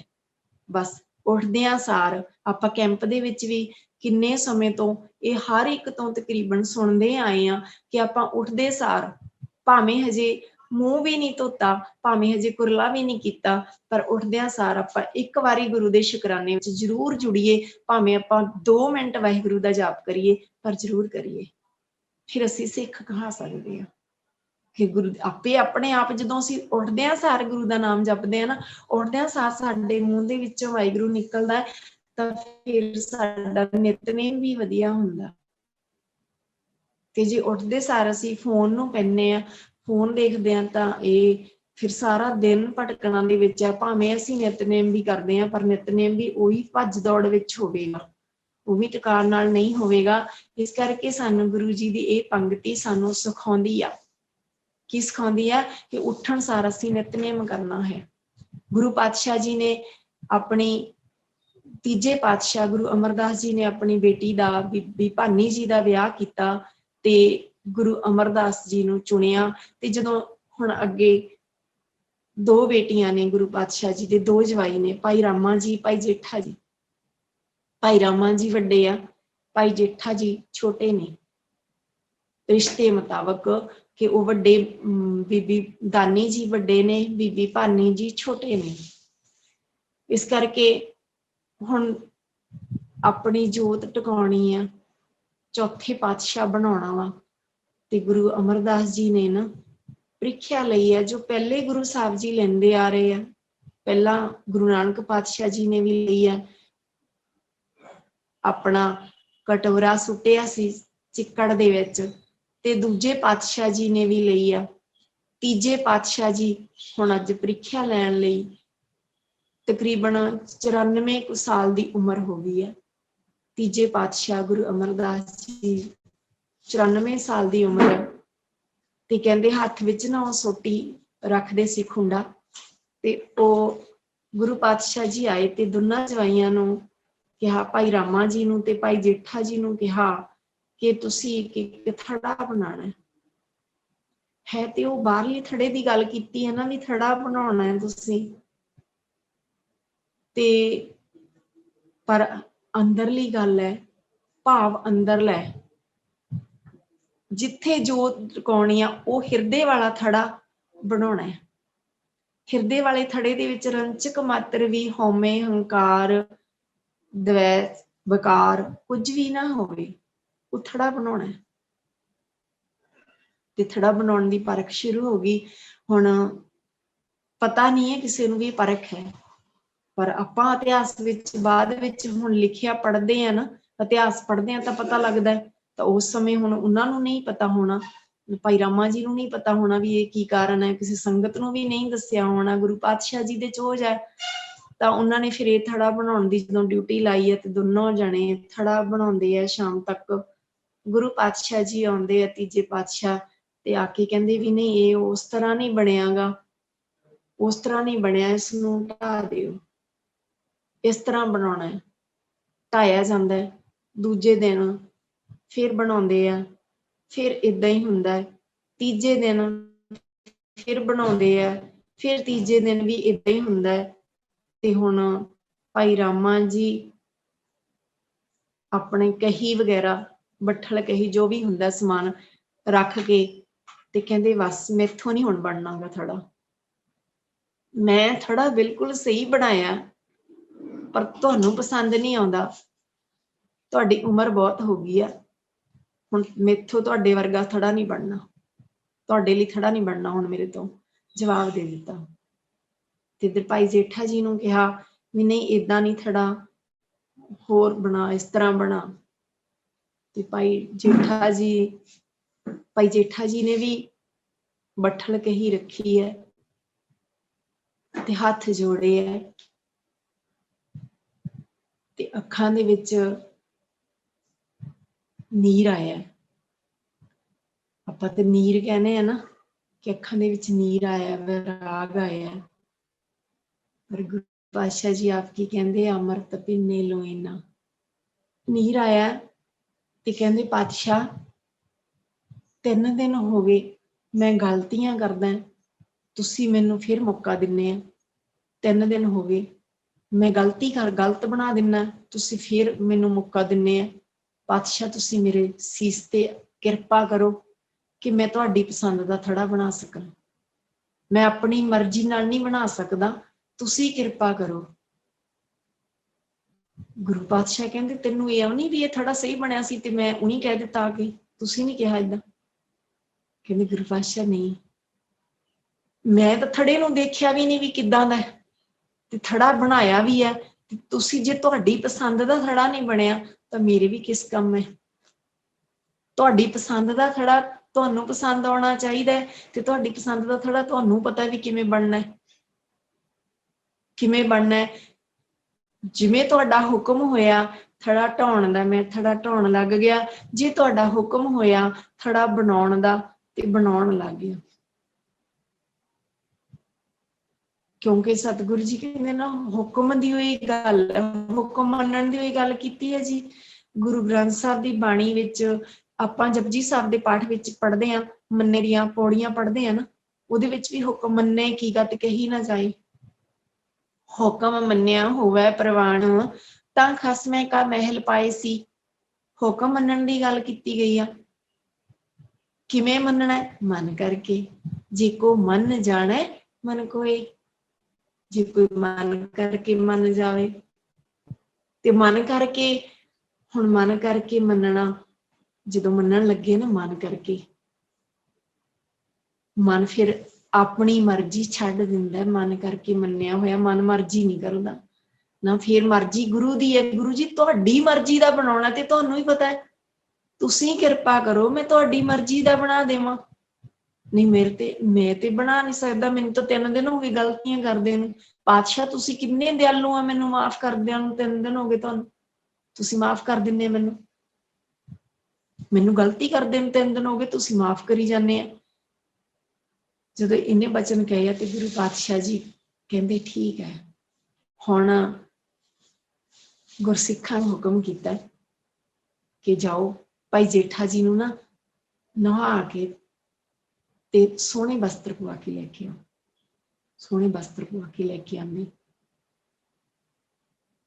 ਤੇ ਭਰੇ ਦਰਬਾਰ ਦੇ ਵਿੱਚ, ਦਰਬਾਰ ਸਜਿਆ ਹੋਇਆ, ਸੰਗਤ ਬੈਠੀ ਹੈ ਭਰੇ ਦਰਬਾਰ ਦੇ ਵਿੱਚ। ਗੁਰੂ ਤੀਜੇ ਪਾਤਸ਼ਾਹ ਗੁਰੂ ਅਮਰਦਾਸ ਜੀ ਮਹਾਰਾਜ, ਜਿਨ੍ਹਾਂ ਨੇ 94 ਸਾਲ ਦੀ ਉਮਰ ਤੇ ਗੁਰੂ ਰਾਮਦਾਸ ਜੀ ਨੂੰ ਜਦੋਂ ਆਏ ਨਾ ਦਰਬਾਰ ਸਾਹਿਬ 'ਚ ਤੇ ਕਹਿੰਦੇ ਅੱਜ ਤੁਸੀਂ ਇੱਥੇ ਨਹੀਂ, ਇੱਥੇ ਬੈਠਣਾ ਹੈ। ਉੱਪਰ ਬਿਠਾ ਦਿੱਤਾ। ਗੁਰੂ ਪਾਤਸ਼ਾਹ ਜੀ ਕਹਿੰਦੇ ਅੱਜ ਤੁਹਾਡੀ ਜਗ੍ਹਾ ਇੱਥੇ ਹੈ, ਇੱਥੇ ਹੈ। ਜਦੋਂ ਏਦਾਂ ਕਿਹਾ ਨਾ ਤਾਂ ਗੁਰੂ ਰਾਮਦਾਸ ਜੀ ਮਹਾਰਾਜ, ਜਿਨ੍ਹਾਂ ਦੇ ਅੱਖਾਂ ਵਿੱਚ ਫੇਰ ਉਹੀ ਅੰਮ੍ਰਿਤ ਹੈ, ਨੀਰ ਹੈ ਜਿਹਨੂੰ ਆਪਾਂ ਕਹਿੰਦੇ, ਤੇ ਫਿਰ ਕਹਿ ਰਹੇ ਆ ਕਿ ਹਮ ਰੁਲਤੇ ਫਿਰਤੇ ਕੋਈ ਬਾਤ ਨਾ ਪੁੱਛਤਾ, ਗੁਰ ਸਤਿਗੁਰ ਸੰਗ ਕੀਰੇ ਹਮ ਥੱਪੇ। ਆਪਾਂ ਜਦ ਪੜ੍ਹਦੇ ਆ ਨਾ ਇਹ ਕੀਰਤਨ ਆਪਾਂ ਸੁਣਦੇ, ਬਹੁਤ ਵਾਰੀ ਸ਼ਬਦ ਆਪਾਂ ਸੁਣਦੇ ਆ ਬੈਠਾ ਸੋਢੀ ਪਾਤਸ਼ਾਹ। ਤੇ ਪਾਤਸ਼ਾਹ ਆਪਾਂ ਪਾਤਸ਼ਾਹ ਕਹਿੰਦੇ ਆ ਤੇ ਸ਼ੁਰੂਆਤ ਕਿੱਥੇ ਹੋਈ ਸੀ? ਗੁਰੂ ਸਾਹਿਬ ਆਪ ਕਹਿੰਦੇ ਆ ਨਾ, ਹਮ ਰੁਲਤੇ ਫਿਰਤੇ ਕੋਈ ਬਾਤ ਨਾ ਪੁੱਛਦਾ। ਜਦੋਂ ਅੱਖਾਂ ਦੇ ਵਿੱਚ ਨੀਰ ਹੈ ਤੇ ਗੁਰੂ ਪਾਤਸ਼ਾਹ ਜੀ ਨੇ, ਤੀਜੇ ਪਾਤਸ਼ਾਹ ਜੀ ਨੇ ਆਪ ਕਿਹਾ ਕਿ ਅੱਜ ਤੋਂ ਸਾਰੀ ਸੰਗਤ ਨੂੰ ਮੁਖਾਤਬ ਹੋ ਕੇ ਆਖਦੇ ਨੇ ਕਿ ਅੱਜ ਤੋਂ ਬਾਅਦ ਗੁਰੂ ਨਾਨਕ ਦੇ ਦਰਸ਼ਨ ਕਰਨੇ ਆ ਤਾਂ ਚੌਥੇ ਪਾਤਸ਼ਾਹ ਗੁਰੂ ਰਾਮਦਾਸ ਜੀ ਹੋਣਗੇ। ਐਲਾਨ ਕਰ ਦਿੱਤਾ ਤੇ ਆਪਣਾ ਉਹਨਾਂ ਦਾ ਪੁੱਤਰ, ਮੋਹਰੀ ਪੁੱਤਰ ਜੋ ਬੈਠਾ ਸੀ, ਉਹਨੂੰ ਆ ਕੇ ਕਿਹਾ, ਨਮਸਕਾਰ ਕੀਤੀ। ਸਾਰਿਆਂ ਨੇ, ਸਿੱਖੀ ਅਤੇ ਸੰਗਤੀ ਪਾਰ ਬ੍ਰਹਮ ਕਰ ਨਮਸਕਾਰਿਆ। ਸਾਰਿਆਂ ਨੇ ਫਿਰ ਨਮਸਕਾਰ ਕੀਤੀ। ਧੰਨ ਧੰਨ ਰਾਮਦਾਸ ਗੁਰ ਜਿਨ ਸਿਰਿਆ ਤਿਨੇ ਸਵਾਰਿਆ। ਗੁਰੂ ਰਾਮਦਾਸ ਜੀ ਨੂੰ ਜਿਹਨੇ ਸਿਰਜਿਆ ਸੀ, ਉਸੇ ਨੇ ਅੱਜ ਉਸਦਾ ਜੀਵਨ ਸਵਾਰ ਦਿੱਤਾ, ਜਿਹਦੇ ਆਪਾਂ ਹਰ ਰੋਜ਼ ਅਰਦਾਸ ਕਰਦੇ ਹਾਂ, ਵਾਹਿਗੁਰੂ ਜੀ ਸਾਨੂੰ ਵੀ ਆਪਣੀ ਸ਼ਰਨ ਵਿੱਚ ਰੱਖੋ, ਰਾਮਦਾਸ ਰਾਖੋ ਸ਼ਰਨਾਈ। ਗੁਰੂ ਰਾਮਦਾਸ ਰਾਖੋ ਸ਼ਰਨਾਈ। ਤੇ ਜਦੋਂ ਏਦਾਂ ਚੌਥੇ ਗੁਰੂ ਰਾਮਦਾਸ ਜੀ ਬਣ ਗਏ ਆ, ਗੁਰੂ ਰਾਮਦਾਸ ਜੀ ਜਿਨ੍ਹਾਂ ਦਾ ਅੱਜ ਆਪਾਂ ਕਹਿੰਦੇ ਆ ਨਾ ਵੀ ਉਹਨਾਂ ਦਾ ਕੋਈ ਟਿਕਾਣਾ ਹੀ ਨਹੀਂ ਸੀ, ਤੇ ਉਹਨਾਂ ਦਾ ਸੋਚਦੇ ਆ ਵੀ ਜਿਹੜੇ ਅਨਾਥ ਯਤੀਮ ਹੁੰਦੇ ਉਹਨਾਂ ਦਾ ਵਿਆਹ ਵੀ ਹੋਇਆ। ਤੇ ਅੱਜ ਸਾਰੀ ਆਪਣੇ ਆਨੰਦ ਕਾਰਜ, ਸਿੱਖ ਧਰਮ ਦੇ ਵਿੱਚ ਆਨੰਦ ਕਾਰਜ ਗੁਰੂ ਚੌਥੇ ਪਾਤਸ਼ਾਹ ਜੀ ਦੀਆਂ ਉਚਾਰਨ ਕੀਤੀਆਂ ਹੋਈਆਂ ਲਾਵਾਂ ਦੁਆਰਾ ਹੀ ਹੁੰਦੇ ਆ। ਅੱਜ ਆਪਣੇ ਆਨੰਦ ਕਾਰਜ ਸਿੱਖ ਧਰਮ ਦੇ ਵਿੱਚ ਚੌਥੇ ਪਾਤਸ਼ਾਹ, ਜਿਨ੍ਹਾਂ ਨੂੰ ਕਹਿੰਦੇ ਆਪਾਂ ਯਤੀਮ ਕਿਹਾ ਜਾਂਦਾ ਸੀ, ਏਦਾਂ ਕਿਹਾ ਜਾਂਦਾ ਸੀ ਕਿ ਹੁਣ ਇਹਨਾਂ ਨੂੰ ਕੀ ਬਣੂਗਾ, ਹੁਣ ਇਹਨਾਂ ਦਾ ਵਿਆਹ ਕਰੂਗਾ। ਤੇ ਅੱਜ ਸਾਰੇ ਆਪਣੇ ਵਿਆਹ ਦਾ ਆਨੰਦ ਸੰਸਕਾਰ ਉਹਨਾਂ ਦੇ ਮੁਖਾਰਬਿੰਦ ਤੋਂ ਉਚਾਰਨ ਕੀਤੀ ਹੋਈ ਬਾਣੀ, ਸੂਹੀ ਰਾਗ ਦੇ ਵਿੱਚ ਲਾਵਾਂ ਤੇ ਉਹਨਾਂ ਦੁਆਰਾ ਹੀ ਉਚਾਰਨ ਕੀਤੀ ਹੋਈ ਲਾਵਾਂ ਦਾ ਪਾਠ ਕਰਕੇ ਸਾਡੇ ਸਾਰਿਆਂ ਦੇ ਆਨੰਦ ਕਾਰਜ ਹੁੰਦੇ ਆ, ਵਿਆਹ ਹੁੰਦੇ ਆ। ਗੁਰੂ ਚੌਥੇ ਪਾਤਸ਼ਾਹ ਧੰਨ ਧੰਨ ਰਾਮਦਾਸ ਗੁਰ ਰਾਖੋ ਸ਼ਰਨਾਈ। ਆਪਾਂ ਸਾਰੇ ਇਹ ਬੇਨਤੀ ਕਰਿਆ ਕਰੀਏ। ਤੇ ਉਸ ਤੋਂ ਬਾਅਦ ਹੁਣ ਗੁਰੂ ਸਾਹਿਬ ਜੀ ਇਹ ਚਾਨਣ ਮਨਾਰਾ ਬਣੇ ਨਾ, ਕਿ ਅੱਜ ਕਿੰਨੀਆਂ ਮੁਸੀਬਤਾਂ ਆ ਜਾਣ, ਡੋਲਣਾ ਨਹੀਂ ਹੈਗਾ। ਧੰਨ ਰਾਮਦਾਸ ਗੁਰ ਜਿਨ ਸਿਰਿਆ ਤਿਨੇ ਸਵਾਰਿਆ, ਪੂਰੀ ਹੋਈ ਕਰਾਮਾਤ ਆਪ ਸਿਰਜਣਹਾਰੈ ਧਾਰਿਆ। ਸਿੱਖੀ ਅਤੇ ਸੰਗਤੀ ਪਾਰ ਬ੍ਰਹਮ ਕਰ ਨਮਸਕਾਰਿਆ। ਅਟਲ ਅਥਾ ਅਤੁਲ ਤੂੰ ਤੇਰਾ ਅੰਤ ਨ ਪਾਰਾ ਵਾਰਿਆ। ਜਿੰਨੀ ਤੂੰ ਸੇਵਿਆ ਭਾਉ ਕਰ ਸੇ ਤੁਧ ਪਾਰ ਉਤਾਰਿਆ। ਲੱਭ ਲੋਭ ਅਹੰਕਾਰ। ਗੁਰੂ ਸਾਹਿਬ ਜੀ ਦੇ ਇਹ ਜਿਹੜੀ ਆਪਾਂ ਰਾਮਕਲੀ ਦੀ ਵਾਰ ਦੀ ਪੜ੍ਹਦੇ ਆ ਨਾ ਪੌੜੀ, ਧੰਨ ਧੰਨ ਰਾਮਦਾਸ ਗੁਰ ਜਿਨ ਸਿਰਿਆ ਤਿਨੇ ਸਵਾਰਿਆ, ਇਹਦੇ ਵਿੱਚ ਗੁਰੂ ਪਾਤਸ਼ਾਹ ਜੀ ਦੇ ਇੱਕ ਆਉਂਦਾ ਨਾ ਪੰਗਤੀ ਕਿ ਸਿੱਖੀ ਅਤੇ ਸੰਗਤੀ ਪਾਰ ਬ੍ਰਹਮ ਕਰ ਨਮਸਕਾਰਿਆ। ਇਹ ਉਸ ਸਮੇਂ ਸਾਰਿਆਂ ਨੇ ਉਸਨੂੰ ਉਹ ਪਰਮਾਤਮਾ ਦਾ ਰੂਪ ਜਾਣ ਕੇ ਨਮਸਕਾਰ ਕੀਤੀ। ਤੇ ਅੱਜ ਵੀ ਅਸੀਂ ਉੱਥੇ ਗੁਰੂ ਰਾਮਦਾਸ ਜੀ ਮਹਾਰਾਜ, ਜਿਨ੍ਹਾਂ ਦੇ ਨਾਲ ਆਪਣੇ ਬੱਚਿਆਂ ਤੋਂ ਖੇਡਣ ਤੋਂ ਮਾਂ-ਬਾਪ ਰੋਕਦੇ ਸੀ, ਅੱਜ ਉਸ ਗੁਰੂ ਰਾਮਦਾਸ ਜੀ ਦੇ ਦਰ ਤੇ 2.5 ਘੰਟੇ ਲਾਈਨ 'ਚ ਖੜ ਕੇ ਫਿਰ ਨਮਸਕਾਰ ਕਰਨੀ ਪੈਂਦੀ ਹੈ। ਉਹ ਗੁਰੂ ਪਾਤਸ਼ਾਹ ਜਿਨ੍ਹਾਂ ਨੇ ਕਹਿੰਦੇ ਸੀ ਕਿ ਸਾਡੇ ਬੱਚੇ ਖੇਡਣ ਨਾ, ਅੱਜ ਬੱਚੇ ਦਾ ਜਿਹੜੇ ਆਪਣੇ ਗੁਰੂ ਨੂੰ ਪਿਆਰ ਕਰਦੇ ਨਾ, ਤੇ ਉਹ ਬੱਚੇ ਦੀ ਨਮਸਕਾਰ ਕਰਾਉਣ ਦੇ ਲਈ ਉੱਥੇ ਲੈ ਕੇ ਜਾਂਦੇ ਸਗੋਂ ਗੁਰੂ ਰਾਮਦਾਸ ਜੀ ਦੇ ਦਰ ਤੇ। ਸੋ ਸਤਿਗੁਰੂ ਜੀ ਕਿਰਪਾ ਕਰਨ। ਤੇ ਹੋਰ ਇੰਨਾ ਸਮਾਂ ਨਹੀਂ, ਆਪਾਂ ਹੁਣ ਸਵਾਲ ਜਵਾਬ ਜੇ ਕੋਈ ਹੈਗੇ ਆ ਤੇ ਉਹ ਕਰ ਲੈਂਦੇ ਆ ਜੀ, ਤੇ ਨਹੀਂ ਤੇ ਗੁਰੂ ਸਾਹਿਬ ਜੀ ਨੇ ਜਦੋਂ ਆਪ ਗੁਰਗੱਦੀ ਤੇ ਬੈਠੇ ਨਾ, ਤੇ ਇੱਕ ਸੋਮਣ ਸਾਹਿਬ ਦੀ ਸਾਖੀ ਸੀ ਛੋਟੀ ਜੀ, ਜੇ ਉਹ ਥੋੜੀ ਜਿਹੀ 5 ਮਿੰਟਾਂ ਵਿੱਚ ਸ਼ੇਅਰ ਕਰ ਲਈਏ ਜੀ। ਕਿ ਗੁਰੂ ਪਾਤਸ਼ਾਹ ਜੀ ਦੇਖੋ ਰੋਲ ਮਾਡਲ ਬਣਦੇ ਆ ਨਾ ਜਦੋਂ, ਉਦੋਂ ਕਿੰਨੀਆਂ ਜ਼ਿੰਦਗੀਆਂ ਬਦਲਦੀਆਂ। ਸੋਮਣ ਸਾਹਿਬ ਦੀ ਸਾਖੀ ਆਉਂਦੀ ਹੈ ਸਾਡੇ ਸਾਹਮਣੇ ਕਿ ਉਹ ਵੀ ਬਹੁਤ ਬੜਾ ਦੁਖੀ ਹੋਇਆ, ਤੇ ਉਹਦੇ ਨਾਲ ਵੀ ਇਸ ਤਰ੍ਹਾਂ ਉਹਨੂੰ ਬਹੁਤ ਦੁੱਖ ਮਹਿਸੂਸ ਹੁੰਦਾ ਸੀ ਕਿ ਮੇਰਾ ਕੁਝ ਵੀ ਨਹੀਂ ਰਿਹਾ, ਮੇਰੇ ਕੋਲੇ ਕੁਝ ਵੀ ਨਹੀਂ ਹੈਗਾ, ਤੇ ਮੈਂ ਆਤਮ ਹੱਤਿਆ ਕਰਨ ਜਾ ਰਿਹਾ ਸੀ, ਉਹ ਵੀ ਮਰਨ ਜਾ ਰਿਹਾ ਸੀ। ਪਰ ਜਦੋਂ ਉਹਨੂੰ ਕਿਸੇ ਨੇ ਕਿਹਾ ਨਾ, ਦੇਖ ਜੋ ਅੱਜ ਅੰਮ੍ਰਿਤਸਰ ਦੀ ਧਰਤੀ ਤੇ ਧੰਨ ਧੰਨ ਗੁਰੂ ਰਾਮਦਾਸ ਜੀ ਮਹਾਰਾਜ ਨੇ ਉਹਨਾਂ ਦੇ ਜੀਵਨ ਤੋਂ ਸੇਧ ਲੈ ਕਿ ਉਹਨਾਂ ਨੇ ਦੇਖੋ ਅੱਜ ਉਹ ਉੱਥੇ ਬਿਰਾਜਮਾਨ ਨੇ ਤੇ ਉਹਨਾਂ ਦੇ ਜੀਵਨ ਵਿੱਚ ਉਹਨਾਂ ਦੇ ਮਾਂ-ਬਾਪ ਵੀ ਚੜ੍ਹਾਈ ਕਰ ਗਏ ਸੀ, ਉਹਨਾਂ ਦੇ ਜੀਵਨ ਵਿੱਚ ਕਿੰਨੇ ਦੁੱਖ ਸੀ ਤੇ ਉਹਨੇ ਕਿਰਤ ਕਰਕੇ ਆਪਣਾ ਦੇਖੋ ਕਿੱਥੇ ਪਹੁੰਚੇ ਆ। ਤੇ ਤੁਸੀਂ ਵੀ ਕਿਰਤ ਸ਼ੁਰੂ ਕਰ ਲਓ, ਕੁਝ ਨਹੀਂ ਰਿਹਾ ਤਾਂ। ਸੁਮਨ ਸਾਹ ਨੇ ਵੀ ਉਸ ਤਰ੍ਹਾਂ ਗੁਰੂ ਸਾਹਿਬ ਵਾਂਗੂ ਨਾ ਫਿਰ ਗੁਰੂ ਦੇ ਜੀਵਨ ਤੋਂ ਸੇਧ ਲੈ ਕੇ ਕਿਰਤ ਕਰਨੀ ਸ਼ੁਰੂ ਕੀਤੀ ਸੀ। ਉਹੀ ਕਿਰਤ ਕੀਤੀ ਸੀ ਘੁੰਗਣੀਆਂ ਵਾਲੀ।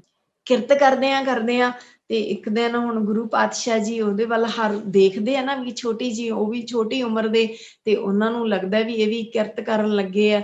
ਤੇ ਗੁਰੂ ਪਾਤਸ਼ਾਹ ਜੀ ਨੇ ਨਾ ਸੁਮਨ ਸ਼ਾਹ ਨੂੰ ਦੇਖਿਆ ਕਿਰਤ ਕਰਦੇ ਆ। ਤੇ ਇੱਕ ਦਿਨ ਕੀ ਹੋਇਆ ਕਿ ਗੁਰੂ ਪਾਤਸ਼ਾਹ ਜੀ ਉੱਥੇ ਬਿਰਾਜਮਾਨ ਟਹਿਲਦੇ ਜਮਾ ਸੁਮਨ ਜਿੱਥੇ ਘੁੰਗਣੀਆਂ ਵੇਚ ਰਿਹਾ ਨਾ ਉੱਥੇ ਚਲੇ ਗਏ। ਤੇ ਉੱਥੇ ਗਏ ਤੇ ਉਧਰੋਂ ਹੁਣ ਗੁਰੂ ਸਾਹਿਬ ਆਪ ਹੀ ਬਿੱਧ ਬਣਾਉਂਦੇ ਆ, ਆਪ ਹੀ ਕਾਰਨ ਕਰਤੇ ਬਸ ਹੈ, ਆਪ ਹੀ ਕਾਰਨ ਬਣਾਉਂਦੇ ਆ, ਬਖਸ਼ਿਸ਼ਾਂ ਦਾ ਕਾਰਨ ਵੀ ਬਣਾਉਂਦੇ ਆ ਤੇ ਆਪ ਹੀ ਸੇਵਾ ਦਾ ਕਾਰਨ ਵੀ ਬਣਾਉਂਦੇ ਆ, ਆਪ ਹੀ ਕਾਰਨ, ਹਰ ਚੀਜ਼ ਦਾ ਕਾਰਨ ਆਪ ਬਣਾਉਂਦੇ ਆ। ਆਪਾਂ ਤੇ ਕਹਿੰਦੇ ਆ ਨਾ ਵੀ ਅਸੀਂ ਐਂ ਕੀਤਾ, ਨਹੀਂ ਉਹ ਵਾਹਿਗੁਰੂ ਜੀ ਕਰਦੇ ਆ ਤੇ ਵਾਹਿਗੁਰੂ ਜੀ ਕਰਵਾਉਂਦੇ ਆ।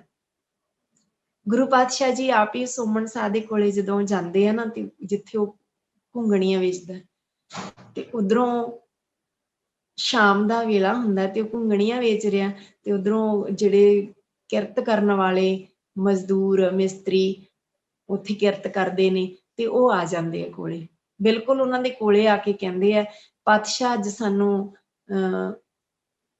ਸਾਡੀ ਮਜ਼ਦੂਰੀ ਦੇ ਦਿਓ। ਤੇ ਗੁਰੂ ਪਾਤਸ਼ਾਹ ਕਹਿੰਦੇ ਸੋਮੇ ਨੂੰ, ਕਹਿੰਦੇ ਸੋਮੇ ਤੇਰੇ ਕੋਲੇ ਕਿੰਨੇ ਪੈਸੇ ਵੱਟੇ ਅੱਜ, ਕਿੰਨੇ ਪੈਸੇ ਵੱਟੇ ਅੱਜ। ਗੁਰੂ ਜੀ ਜਾਣਦੇ ਆ ਕਿ ਉਹਨੇ ਕਿੰਨੀਆਂ ਵਡਿਆਈਆਂ, ਉਹਨੂੰ ਕਿੰਨੀਆਂ ਬਖਸ਼ਾਂ ਦੇਣੀਆਂ। ਤੇ ਸੋਮੇ ਨੇ ਜਿੰਨੇ ਵੀ ਸੀ, ਕਿੰਨੇ ਵੀ ਆਨੇ, 2 ਆਨੇ, ਜਿੰਨੇ ਵੀ ਉਹਦੇ ਕੋਲੇ ਵੱਟੇ ਸੀ ਨਾ ਉਹਨੇ, ਤੇ ਉਹਨੇ ਸਾਰੇ ਗੁਰੂ ਜੀ ਦੇ ਹੱਥੇ ਰੱਖ ਦਿੱਤੇ। ਕਹਿੰਦਾ ਜੀ ਆਹ ਵੱਟੇ ਅੱਜ, ਉਹ ਦੇ ਦਿੱਤੇ।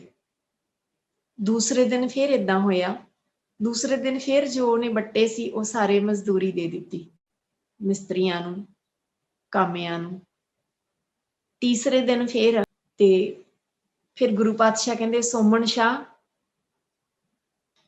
ਸੋਮਨ ਸ਼ਾਹ ਜਦੋਂ ਸੋਮਨ ਸ਼ਾਹ ਆਪਾਂ ਸ਼ਾਰਟ ਦੇ ਵਿੱਚ ਹੀ ਕਰਦੇ ਆ ਜੀ, ਸਾਰੀ ਨਹੀਂ ਸਾਖੀ ਸੁਣਾਉਂਦੇ। ਸੋਮਨ ਸ਼ਾਹ ਜਦੋਂ ਸ਼ਬਦ ਬੋਲਿਆ ਨਾ ਗੁਰੂ ਸਾਹਿਬ ਜੀ ਨੇ ਕਿ ਸੋਮਨ ਸ਼ਾਹ, ਏਦਾਂ ਜਦੋਂ ਕਿਹਾ ਤੇ ਸੋਮਨ ਸ਼ਾਹ ਇੱਕਦਮ ਬੋਲਿਆ ਪਾਤਸ਼ਾਹ ਕੰਗਾਲ ਆ, ਸ਼ਾਹ ਨਹੀਂ ਕੰਗਾਲ ਆ, ਮੇਰੇ ਕੋਲ ਤੇ ਕੁਛ ਵੀ ਨਹੀਂ ਹੈਗਾ।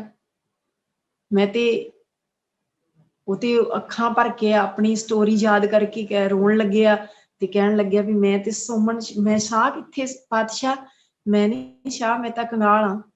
ਤੇ ਗੁਰੂ ਪਾਤਸ਼ਾਹ ਕਹਿੰਦੇ ਬਖਸ਼ਿਸ਼ਾਂ ਕੀਤੀਆਂ, ਅੱਜ ਵੀ ਕਹਿੰਦੇ ਉਹਨਾਂ ਦੀ ਕੁਲ ਦੇ ਵਿੱਚੋਂ ਸ਼ਾਹ ਲੱਗਦਾ ਨਾਲ ਉਹਨਾਂ ਦੇ, ਸੋਮਨ ਸ਼ਾਹ ਬੇਪਰਵਾਹ ਗੁਰੂ ਕਾ ਸ਼ਾਹ। ਇੰਨੀਆਂ ਬਖਸ਼ਿਸ਼ਾਂ ਕੀਤੀਆਂ ਕਿ ਸੱਚਮੁੱਚ ਉਹ ਸ਼ਾਹ ਬਣ ਗਿਆ, ਅੰਦਰੋਂ ਵੀ ਤੇ ਬਾਹਰੋਂ ਵੀ।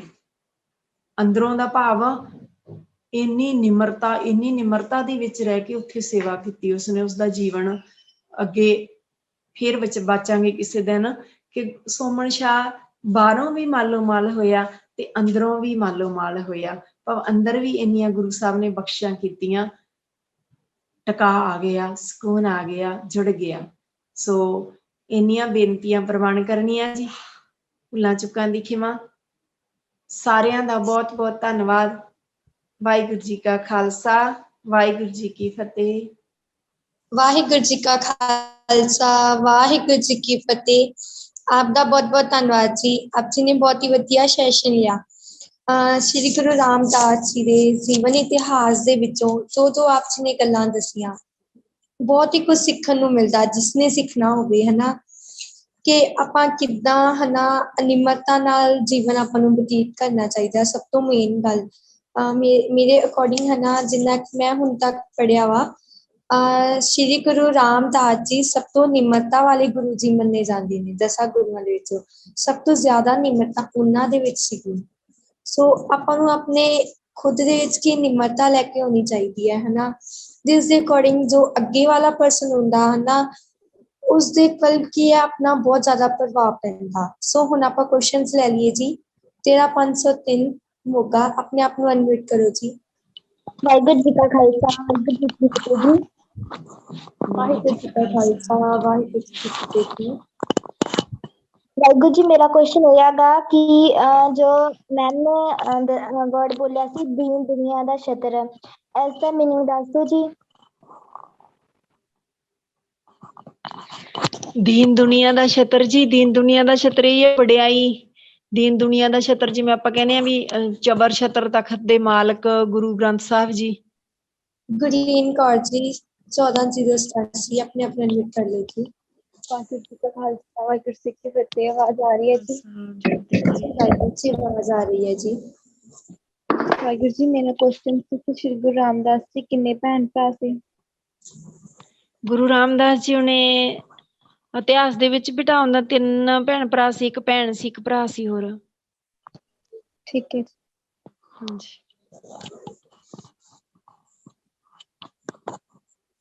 ਵਾਹਿਗੁਰੂ ਜੀ, ਅਗਰ ਕਿਸੇ ਹੋਰ ਦਾ ਕੁਐਸਚਨ ਹੈ ਤਾਂ ਆਪਣਾ ਹੈਂਡ ਰੇਜ਼। ਮੁਸਕਾਨ ਪੀ ਜੀ ਆਪਣੇ ਆਪ ਨੂੰ ਅਨਮਿਊਟ ਕਰੋ ਜੀ। ਵਾਹਿਗੁਰੂ ਜੀ, ਉਹ ਗਲਤੀ ਨਾਲ EPP ਹੈਂਡ ਰੇਜ਼ ਹੋ ਗਿਆ ਸੀਗਾ ਜੀ।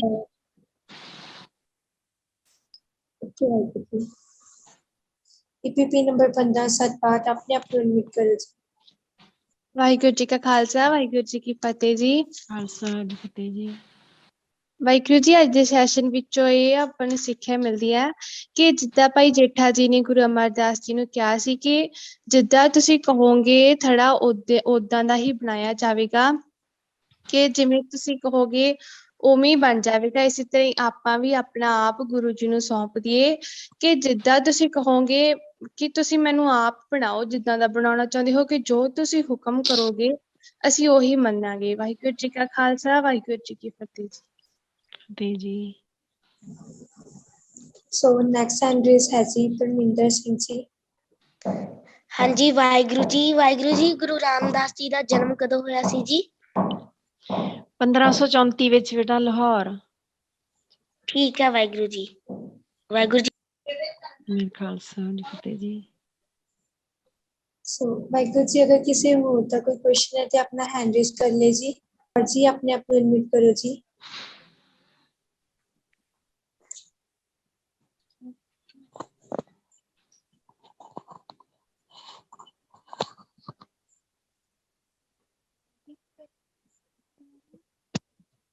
ਵਾਹਿਗੁਰੂ ਜੀ। ਹਾਂਜੀ ਵਾਹਿਗੁਰੂ ਜੀ। ਜੀ ਵਾਹਿਗੁਰੂ ਜੀ। ਬੀਬੀ ਭਾਨੀ ਜੀ ਬੁੱਢੀ ਸੀ, ਬੀਬੀ ਤਾਨੀ ਜੀ। ਹਾਂਜੀ, ਬੀਬੀ ਭਾਨੀ ਜੀ ਵੱਡੀ ਸੀ ਕਿ ਛੋਟੀ ਸੀ? ਬੀਬੀ ਭਾਨੀ ਜੀ ਛੋਟੇ ਸੀ, ਬੀਬੀ ਦਾਨੀ ਜੀ ਵੱਡੇ ਸੀ। ਓਕੇ, ਵਾਹਿਗੁਰੂ ਜੀ ਕਾ ਖਾਲਸਾ ਵਾਹਿਗੁਰੂ ਜੀ ਕੀ ਮੈਂ ਫਤਿਹ। ਫਤਿਹ ਜੀ। ਸੋ ਅਗਰ ਕਿਸੇ ਹੋਰ ਦਾ ਕੋਈ ਕੁਐਸਚਨ ਹੈ ਆਪਣਾ ਹੈਂਡ ਰੇਜ਼ ਕਰ ਲਿਓ ਜੀ। EPP ਨੰਬਰ 16110, ਆਪਣੇ ਆਪ ਨੂੰ ਅਨਮਿਊਟ ਕਰ ਲਿਓ ਜੀ। ਵਾਹਿਗੁਰੂ ਜੀ ਕਾ ਖਾਲਸਾ ਫਤਿਹ ਜੀ। ਖਾਲਸਾ ਜੀ ਫਤਿਹ ਜੀ। ਵਾਹਿਗੁਰੂ ਜੀ, ਮੈਂ ਪੁੱਛਣਾ ਸੀ ਕਿ ਹਨਾ ਜੋ 4th ਗੁਰੂ ਸੀ ਆਪਣੇ, ਜਿਹੜੇ ਗੁਰੂ ਰਾਮਦਾਸ ਜੀ, ਉਹ ਆਪਣੇ ਨਾਨੀ ਜੀ ਕੋਲ ਕਿੰਨਾ ਟਾਈਮ ਰਹੇ ਸੀ? ਨਾਨੀ ਜੀ ਕੋਲੇ ਬੇਟਾ ਟਾਈਮ ਤਾਂ ਨਹੀਂ ਹੈਗਾ ਇਤਿਹਾਸ ਦੇ ਵਿੱਚ ਕਿਤੇ ਲਿਖਿਆ ਵੀ ਕਿੰਨਾ ਟਾਈਮ ਰਹੇ ਸੀ, ਪਰ ਉਹ ਏਦਾਂ ਹੈਗਾ ਵੀ ਜਿੰਨਾ ਚਿਰ ਉਹ ਰਹੇ ਆ ਗੁਰੂ ਅਮਰਦਾਸ ਜੀ ਨਾਲ ਗੋਇੰਦਵਾਲ ਆ ਗਏ ਸੀ ਉਸ ਤੋਂ ਬਾਅਦ। ਅੱਛਾ ਜੀ, ਠੀਕ ਹੈ ਜੀ। ਕੋਈ ਹਾਂਜੀ ਵਾਹਿਗੁਰੂ ਜੀ ਕਾ ਖਾਲਸਾ ਫਤਿਹ ਜੀ। ਠੀਕ ਹੈ ਜੀ। ਵਾਹਿਗੁਰੂ ਜੀ ਕਾ ਖਾਲਸਾ ਵਾਹਿਗੁਰੂ ਜੀ ਕੀ ਫਤਿਹ ਜੀ। ਫਤਿਹ ਜੀ ਫਤਿਹ। ਘੁੰਗਣੀਆਂ ਬੇਟਾ ਏਦਾਂ ਹੁੰਦੇ ਆ ਕਿ ਛੋਲਿਆਂ ਦੇ ਨਾ ਦਾਣੇ ਹੁੰਦੇ ਆ, ਭਿਉਂ ਕੇ ਭੁੰਨ ਕੇ ਏਦਾਂ ਬਣਾਏ ਜਾਂਦੇ ਆ। ਛੋਲਿਆਂ ਦੇ ਦਾਣੇ ਹੁੰਦੇ ਆ, ਉਬਾਲ ਕੇ ਵੀ ਬਣਾਏ ਜਾਂਦੇ ਆ, ਛੋਲਿਆਂ ਦੇ ਦਾਣੇ ਵੀ ਬਣਾਏ ਜਾਂਦੇ ਆ, ਕਣਕ ਦੀਆਂ ਵੀ ਬਣਾਈਆਂ ਜਾਂਦੀਆਂ, ਪਰ ਉਦੋਂ ਜਿਹੜੀ ਛੋਲਿਆਂ ਦੀਆਂ ਹੀ ਸੀ ਹੁੰਦੀਆਂ ਸੀ ਤਕਰੀਬਨ, ਉਬਾਲ ਕੇ ਬਣਾ ਲੈਂਦੇ ਸੀ। ਸੋ ਵਾਹਿਗੁਰੂ ਜੀ, ਅਗਰ ਕਿਸੇ ਹੋਰ ਦਾ ਕੋਈ ਕੁਐਸਚਨ ਹੈ ਆਪਣਾ ਹੈਂਡ ਰੇਜ਼ ਕਰ ਲਿਓ ਜੀ। EPP ਨੰਬਰ 14199, ਆਪਣੇ ਆਪ ਨੂੰ ਅਨਮਿਊਟ ਕਰ ਲਿਓ ਜੀ। ਵਾਹਿਗੁਰੂ ਜੀ, ਮੈਂ ਇਹ ਪੁੱਛਣਾ ਚਾਹੁੰਦਾ ਜੀ ਕਿ ਭਾਈ ਜੇਠਾ ਜੀ ਜੋਤੀ ਜੋਤ ਕਦੋਂ ਸਮਾਏ ਸੀ ਜੀ? ਵਾਹਿਗੁਰੂ ਜੀ, ਉਹ ਗੋਇੰਦਵਾਲ ਵਿਖੇ ਜੋਤੀ ਜੋਤ ਸਮਾਏ ਸੀ ਜੀ 1 ਸਤੰਬਰ 1581, 1 ਸਤੰਬਰ 1581। 1581 ਠੀਕ ਹੈ ਜੀ। ਹਾਂਜੀ।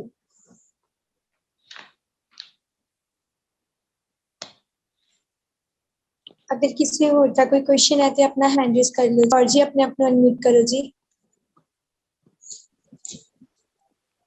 हाँ जी, वाहिगुरु जी का खालसा वाहिगुरु जी की फतेह जी। ਵਾਹਿਗੁਰੂ ਜੀ ਕੀ ਫਤਿਹ ਜੀ। आवाज आ रही है जी? ਹਾਂਜੀ ਹਾਂਜੀ। ਅਸੀਂ ਇਹ ਪੁੱਛਣਾ ਚਾਹੁੰਦੇ ਹਾਂ ਜੀ ਕਿ ਗੁਰੂ ਰਾਮਦਾਸ ਸਾਹਿਬ ਜੀ ਨੇ ਕਿੰਨੇ ਰਾਗਾਂ ਵਿੱਚ ਕੁੱਲ ਕਿੰਨੇ ਸ਼ਬਦਾਂ ਦੀ ਰਚਨਾ ਕੀਤੀ ਸੀ ਜੀ? ਬੇਟਾ 30 ਰਾਗਾਂ ਦੇ ਵਿੱਚ ਬਾਣੀ ਉਚਾਰਨ ਕੀਤੀ ਆ ਹਾਂਜੀ। ਉਹਨਾਂ ਨੇ। ਤੁਸੀਂ हैंड रेज ਕੀਤਾ ਹੈ ਜੀ, ਕੋਈ क्वेश्चन है जी? ਹਾਂਜੀ ਵਾਹਿਗੁਰੂ ਜੀ, ਇੱਕ ਹੋਰ ਆਪਾਂ ਨੂੰ ਸਿੱਖਿਆ ਲੈ ਲਈਏ ਥੋੜੀ ਜਿਹੀ ਜਾਂਦੇ ਜਾਂਦੇ ਕਿ ਗੁਰੂ ਰਾਮਦਾਸ ਜੀ ਦਾ ਇੱਕ ਸ਼ਬਦ ਆਉਂਦਾ ਨਾ ਕਿ ਅਸੀਂ ਕਈ ਵਾਰੀ ਬੱਚੇ ਆ ਜਿਹੜੇ ਉਹ ਆਪਣੇ ਮੰਮੀ ਪਾਪਾ ਨਾਲ ਗੁੱਸੇ ਹੁੰਦੇ ਆ, ਲੜਾਈ ਕਰਦੇ ਆ, ਹਨਾ, ਤਾਂ ਉਹਦੇ ਲਈ ਵੀ ਕਈ ਵਾਰੀ ਜਿੱਦ ਕਰਦੇ ਹੁੰਦੇ ਆ ਵੀ ਮੈਨੂੰ ਫੋਨ ਲੈਣਾ ਜਾਂ ਮੈਂ ਆਹ ਚੀਜ਼ ਲੈਣੀ ਆ ਤੇ ਮੰਮੀ ਪਾਪਾ ਨਾਲ ਲੜਾਈ ਕਰਦੇ ਆ। ਗੁਰੂ ਪਾਤਸ਼ਾਹ ਜੀ ਦਾ ਇੱਕ ਸ਼ਬਦ ਆਉਂਦਾ ਹੈ, ਕਾਹੇ ਪੂਤ ਝਗਰਤ ਹੋਂ ਸੰਗ ਬਾਪ, ਜਿਨ ਕੇ ਜਣੇ ਬਡੀਰੇ ਤੁਮ ਹੋ, ਤਿੰਨ ਸਿਓ ਝਗਰਤ ਪਾਪ। ਗੁਰੂ ਪਾਤਸ਼ਾਹ ਜੀ ਦਾ ਆਉਂਦਾ ਸ਼ਬਦ ਕਿ ਸਾਨੂੰ ਇਹ ਸਿੱਖਿਆ ਮਿਲਦੀ ਹੈ ਕਿ ਅਸੀਂ ਕਦੇ ਵੀ ਉਹਨਾਂ ਦੇ ਨਾਲ, ਆਪਣੇ ਮਾਤਾ ਪਿਤਾ ਦੇ ਨਾਲ ਲੜਾਈ ਨਹੀਂ ਕਰਨੀ ਗੀ। ਇਹ ਵੀ ਪਾਪ ਹੈ। ਅਸੀਂ ਪਾਪ ਕਹਿ ਦਿੰਦੇ ਹਾਂ ਬਾਣੀ ਪੜ੍ਹਨ ਨੂੰ, ਵੀ ਬਾਣੀ ਪੜਾਂਗੇ ਬੇਅਦਬੀ ਹੋਊ, ਗਲਤੀ ਹੋਊ, ਪਾਪ ਲੱਗੂਗਾ। ਨਹੀਂ, ਪਾਪ ਕਰਨਾ, ਲੜਾਈ ਕਰਨਾ, ਵੀ ਮੰਮੀ ਪਾਪਾ ਨਾਲ ਆਪਦੇ ਨਾਲ ਲੜਾਈ ਕਰਨਾ ਪਾਪ ਹੈ। ਤੇ ਇਹ ਵੀ ਅਸੀਂ ਸਿੱਖਿਆ ਲੈਣੀ ਹੈ। ਗੁਰੂ ਰਾਮਦਾਸ ਜੀ ਸਾਨੂੰ ਰੋਕਦੇ ਆ, ਗੁਰੂ ਸਾਹਿਬ ਜੀ ਸਾਨੂੰ ਰੋਕਦੇ ਆ, ਕਹਿੰਦੇ ਇਹ ਪਾਪ ਲੱਗਦਾ ਹੈਗਾ ਜੇ ਮੰਮੀ ਪਾਪਾ ਨਾਲ ਲੜਾਈ ਕਰਦੇ ਆ, ਹਨਾ। ਜਿਨ ਕੇ ਜਣੇ ਬਡੀਰੇ ਤੁਮ ਹੋ, ਤਿੰਨ ਸਿਓ ਝਗਰਤ ਪਾਪ। ਅਸੀਂ ਲੜਾਈ ਨਹੀਂ ਕਰਨੀ। ਜੇ ਕੋਈ ਵੈਸੇ ਸਾਰੇ ਮਾਂ-ਬਾਪ ਆਪਣੇ ਬੱਚਿਆਂ ਦੇ ਨਾਲ ਬਹੁਤ ਪਿਆਰ ਕਰਦੇ ਹੁੰਦੇ ਆ, ਹਨਾ, ਤੇ ਬੱਚਿਆਂ ਨੂੰ ਵੀ ਸਿੱਖਣਾ ਚਾਹੀਦਾ ਵੀ ਅਸੀਂ ਵੀ ਆਪਣੇ ਮੰਮੀ ਪਾਪਾ ਨਾਲ ਪਿਆਰ ਕਰਨਾ ਹੈਗਾ, ਲੜਾਈ ਨਹੀਂ ਕਰਨੀ ਗੀ। ਹਾਂਜੀ ਹਾਂਜੀ, ਹੋਰ ਕਿਸੇ ਦਾ ਕੋਈ ਕੁਐਸਚਨ ਹੈ ਤਾਂ ਜੀ? ਵਾਹਿਗੁਰੂ ਜੀ, ਮੈਂ ਇੱਕ ਪ੍ਰਸ਼ਨ ਪੁੱਛਣਾ ਸੀ। ਗੁਰੂ ਰਾਮਦਾਸ ਜੀ ਦੇ ਕੁਝ ਮਹਾਨ ਕਾਰਜ ਦੱਸ ਸਕਦੇ ਹੋ ਜੀ? ਵਾਹਿਗੁਰੂ ਜੀ, ਆਵਾਜ਼ ਆ ਰਹੀ ਹੈ ਜੀ? जी वाहिगुरु जी आ रही है जी। ਮੈਂ ਕੁਐਸਚਨ ਪੁੱਛਣਾ ਸੀ ਜੀ, ਗੁਰੂ ਰਾਮਦਾਸ ਜੀ ਦੇ ਮਹਾਨ ਕਾਰਜ ਤੇ ਉਹਨਾਂ ਦੀ ਜਿਹੜੀ ਗੁਰਤਾ ਗੱਦੀ ਦੇਣ ਦੀ ਰਸਮ ਸੀ ਉਹ ਕਿਹਨੇ ਕੀਤੀ ਸੀਗੀ ਜੀ? ਗੁਰਤਾ ਗੱਦੀ ਦੀ ਰਸਮ ਗੁਰੂ ਅਮਰਦਾਸ ਜੀ ਨੇ ਆਪ ਹੀ ਗੁਰੂ ਦੀ ਗੁਰਤਾ ਗੱਦੀ ਦਿੱਤੀ ਸੀ ਜੀ। ਗੁਰੂ ਅਮਰਦਾਸ ਜੀ ਨੇ ਦਿੱਤੀ ਸੀ ਜੀ। ਠੀਕ ਹੈ ਜੀ। ਹਾਂਜੀ। 10688 अपने अनम्यूट करो जी। ਵਾਹਿਗੁਰੂ ਜੀ ਕੀ ਫਤਿਹ ਜੀ। वाहिगुरु जी का खालसा वाहिगुरु जी की फतेह जी। ਵਾਹਿਗੁਰੂ ਜੀ ਦਾ ਸਵਾਲ ਹੈ ਜੀ ਕਿ ਕਹਿੰਦੇ ਨੇ ਕਿ ਘੁੰਗਣੀਆਂ ਤੋਂ ਭਾਵ ਹੁੰਦਾ ਹੈ ਤੇ ਗੁਰੂ ਸਾਹਿਬ ਜੀ ਜੋ ਘੁੰਗਣੀਆਂ ਤੋਂ ਭਾਵ ਘੁੰਗਣੀ ਨਾ ਹੁੰਦਾ, ਗੁਰੂ ਸਾਹਿਬ ਜੀ ਜੋ ਦੱਸਿਆ ਤੁਸੀਂ ਕਿ ਛੋਲੇ ਪਾ ਕੇ वाहिगुरु जी थोड़ी आवाज क्लियर नहीं आ रही। ਆਵਾਜ਼ ਕੱਟੀ ਜਾਂਦੀ। ਵਾਹਿਗੁਰੂ ਜੀ ਮੇਰਾ ਸਵਾਲ ਹੈ ਜੀ ਕਿ ਉਹ ਕਹਿੰਦੇ ਨੇ ਕਿ ਘੁੰਗਣੀਆਂ ਤੋਂ ਭਾਵ ਹੁੰਦਾ ਹੈ ਘੁੰਗਰੂ, ਤੇ ਕੀ ਘੁੰਗਣੀਆਂ ਤੋਂ ਭਾਵ ਘੁੰਗਰੂ ਵੀ ਹੁੰਦਾ ਹੈ? ਘੁੰਗਰੂ ਨਹੀਂ ਕਿਹਾ ਜੀ, ਘੁੰਗਣੀਆਂ ਕਿਹਾ ਜੀ। ਘੁੰਗਣੀਆਂ ਛੋਲਿਆਂ ਨੂੰ ਉਬਾਲ ਕੇ ਘੁੰਗਣੀਆਂ। ਵਾਹਿਗੁਰੂ ਜੀ, ਮੈਂ ਏਦਾਂ ਹੀ ਕਿਸੇ ਨੂੰ ਪੁੱਛਿਆ ਸੀਗਾ ਤੇ ਉਹਨਾਂ ਨੇ ਕਿਹਾ ਕਿ ਨਹੀਂ, ਘੁੰਗਣੀਆਂ ਤੋਂ ਭਾਵ ਘੁੰਗਰੂ ਹੁੰਦਾ ਹੈ। ਮੈਂ ਤਾਂ ਨਹੀਂ ਜੀ, ਘੁੰਗਰੂ ਨਹੀਂ ਹੁੰਦਾ ਜੀ, ਘੁੰਗਣੀਆਂ ਹੀ ਹੁੰਦੀਆਂ। ਛੋਲਿਆਂ ਨੂੰ ਉਬਾਲ ਕੇ, ਛੋਲਿਆਂ ਦੇ ਦਾਣੇ ਨਹੀਂ ਉਬਾਲ ਕੇ, ਕਿਤੇ ਤੁਸੀਂ ਘਰੇ ਆਪ ਪ੍ਰੈਕਟੀਕਲ ਕਰਕੇ ਦੇਖਿਓ ਜੀ। ਘੁੰਗਣੀਆਂ ਛੋਲਿਆਂ ਨੂੰ ਉਬਾਲ ਕੇ ਨਾ, ਚਾਹੇ ਉਹਨੂੰ ਮਿੱਠਾ ਵੀ ਪਾ ਕੇ ਤੇ ਨੂਣ ਵੀ ਪਾ ਕੇ, ਕੁਛ ਵੀ ਉਹਦਾ ਆਪਦੇ ਟੇਸਟ ਅਨੁਸਾਰ ਪਾ ਕੇ ਜਿਹੜੇ ਖਾ ਕੇ ਦੇਖਿਓ, ਬਹੁਤ ਵਧੀਆ ਬਣਦੀਆਂ ਨੇ। ਠੀਕ ਹੈ ਜੀ। ਹਾਂਜੀ।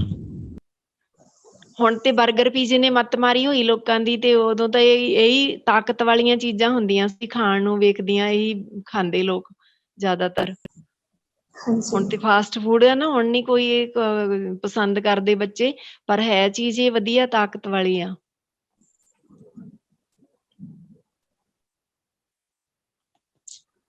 ਸੋ ਵਾਈਸ ਸੁਰਿੰਦਰ ਕੌਰ ਜੀ ਦਾ ਬਹੁਤ ਬਹੁਤ ਧੰਨਵਾਦ ਜੀ। ਉਹਨਾਂ ਨੇ ਅੱਜ ਦਾ ਸੈਸ਼ਨ ਬਹੁਤ ਹੀ ਵਧੀਆ ਲਿਆ।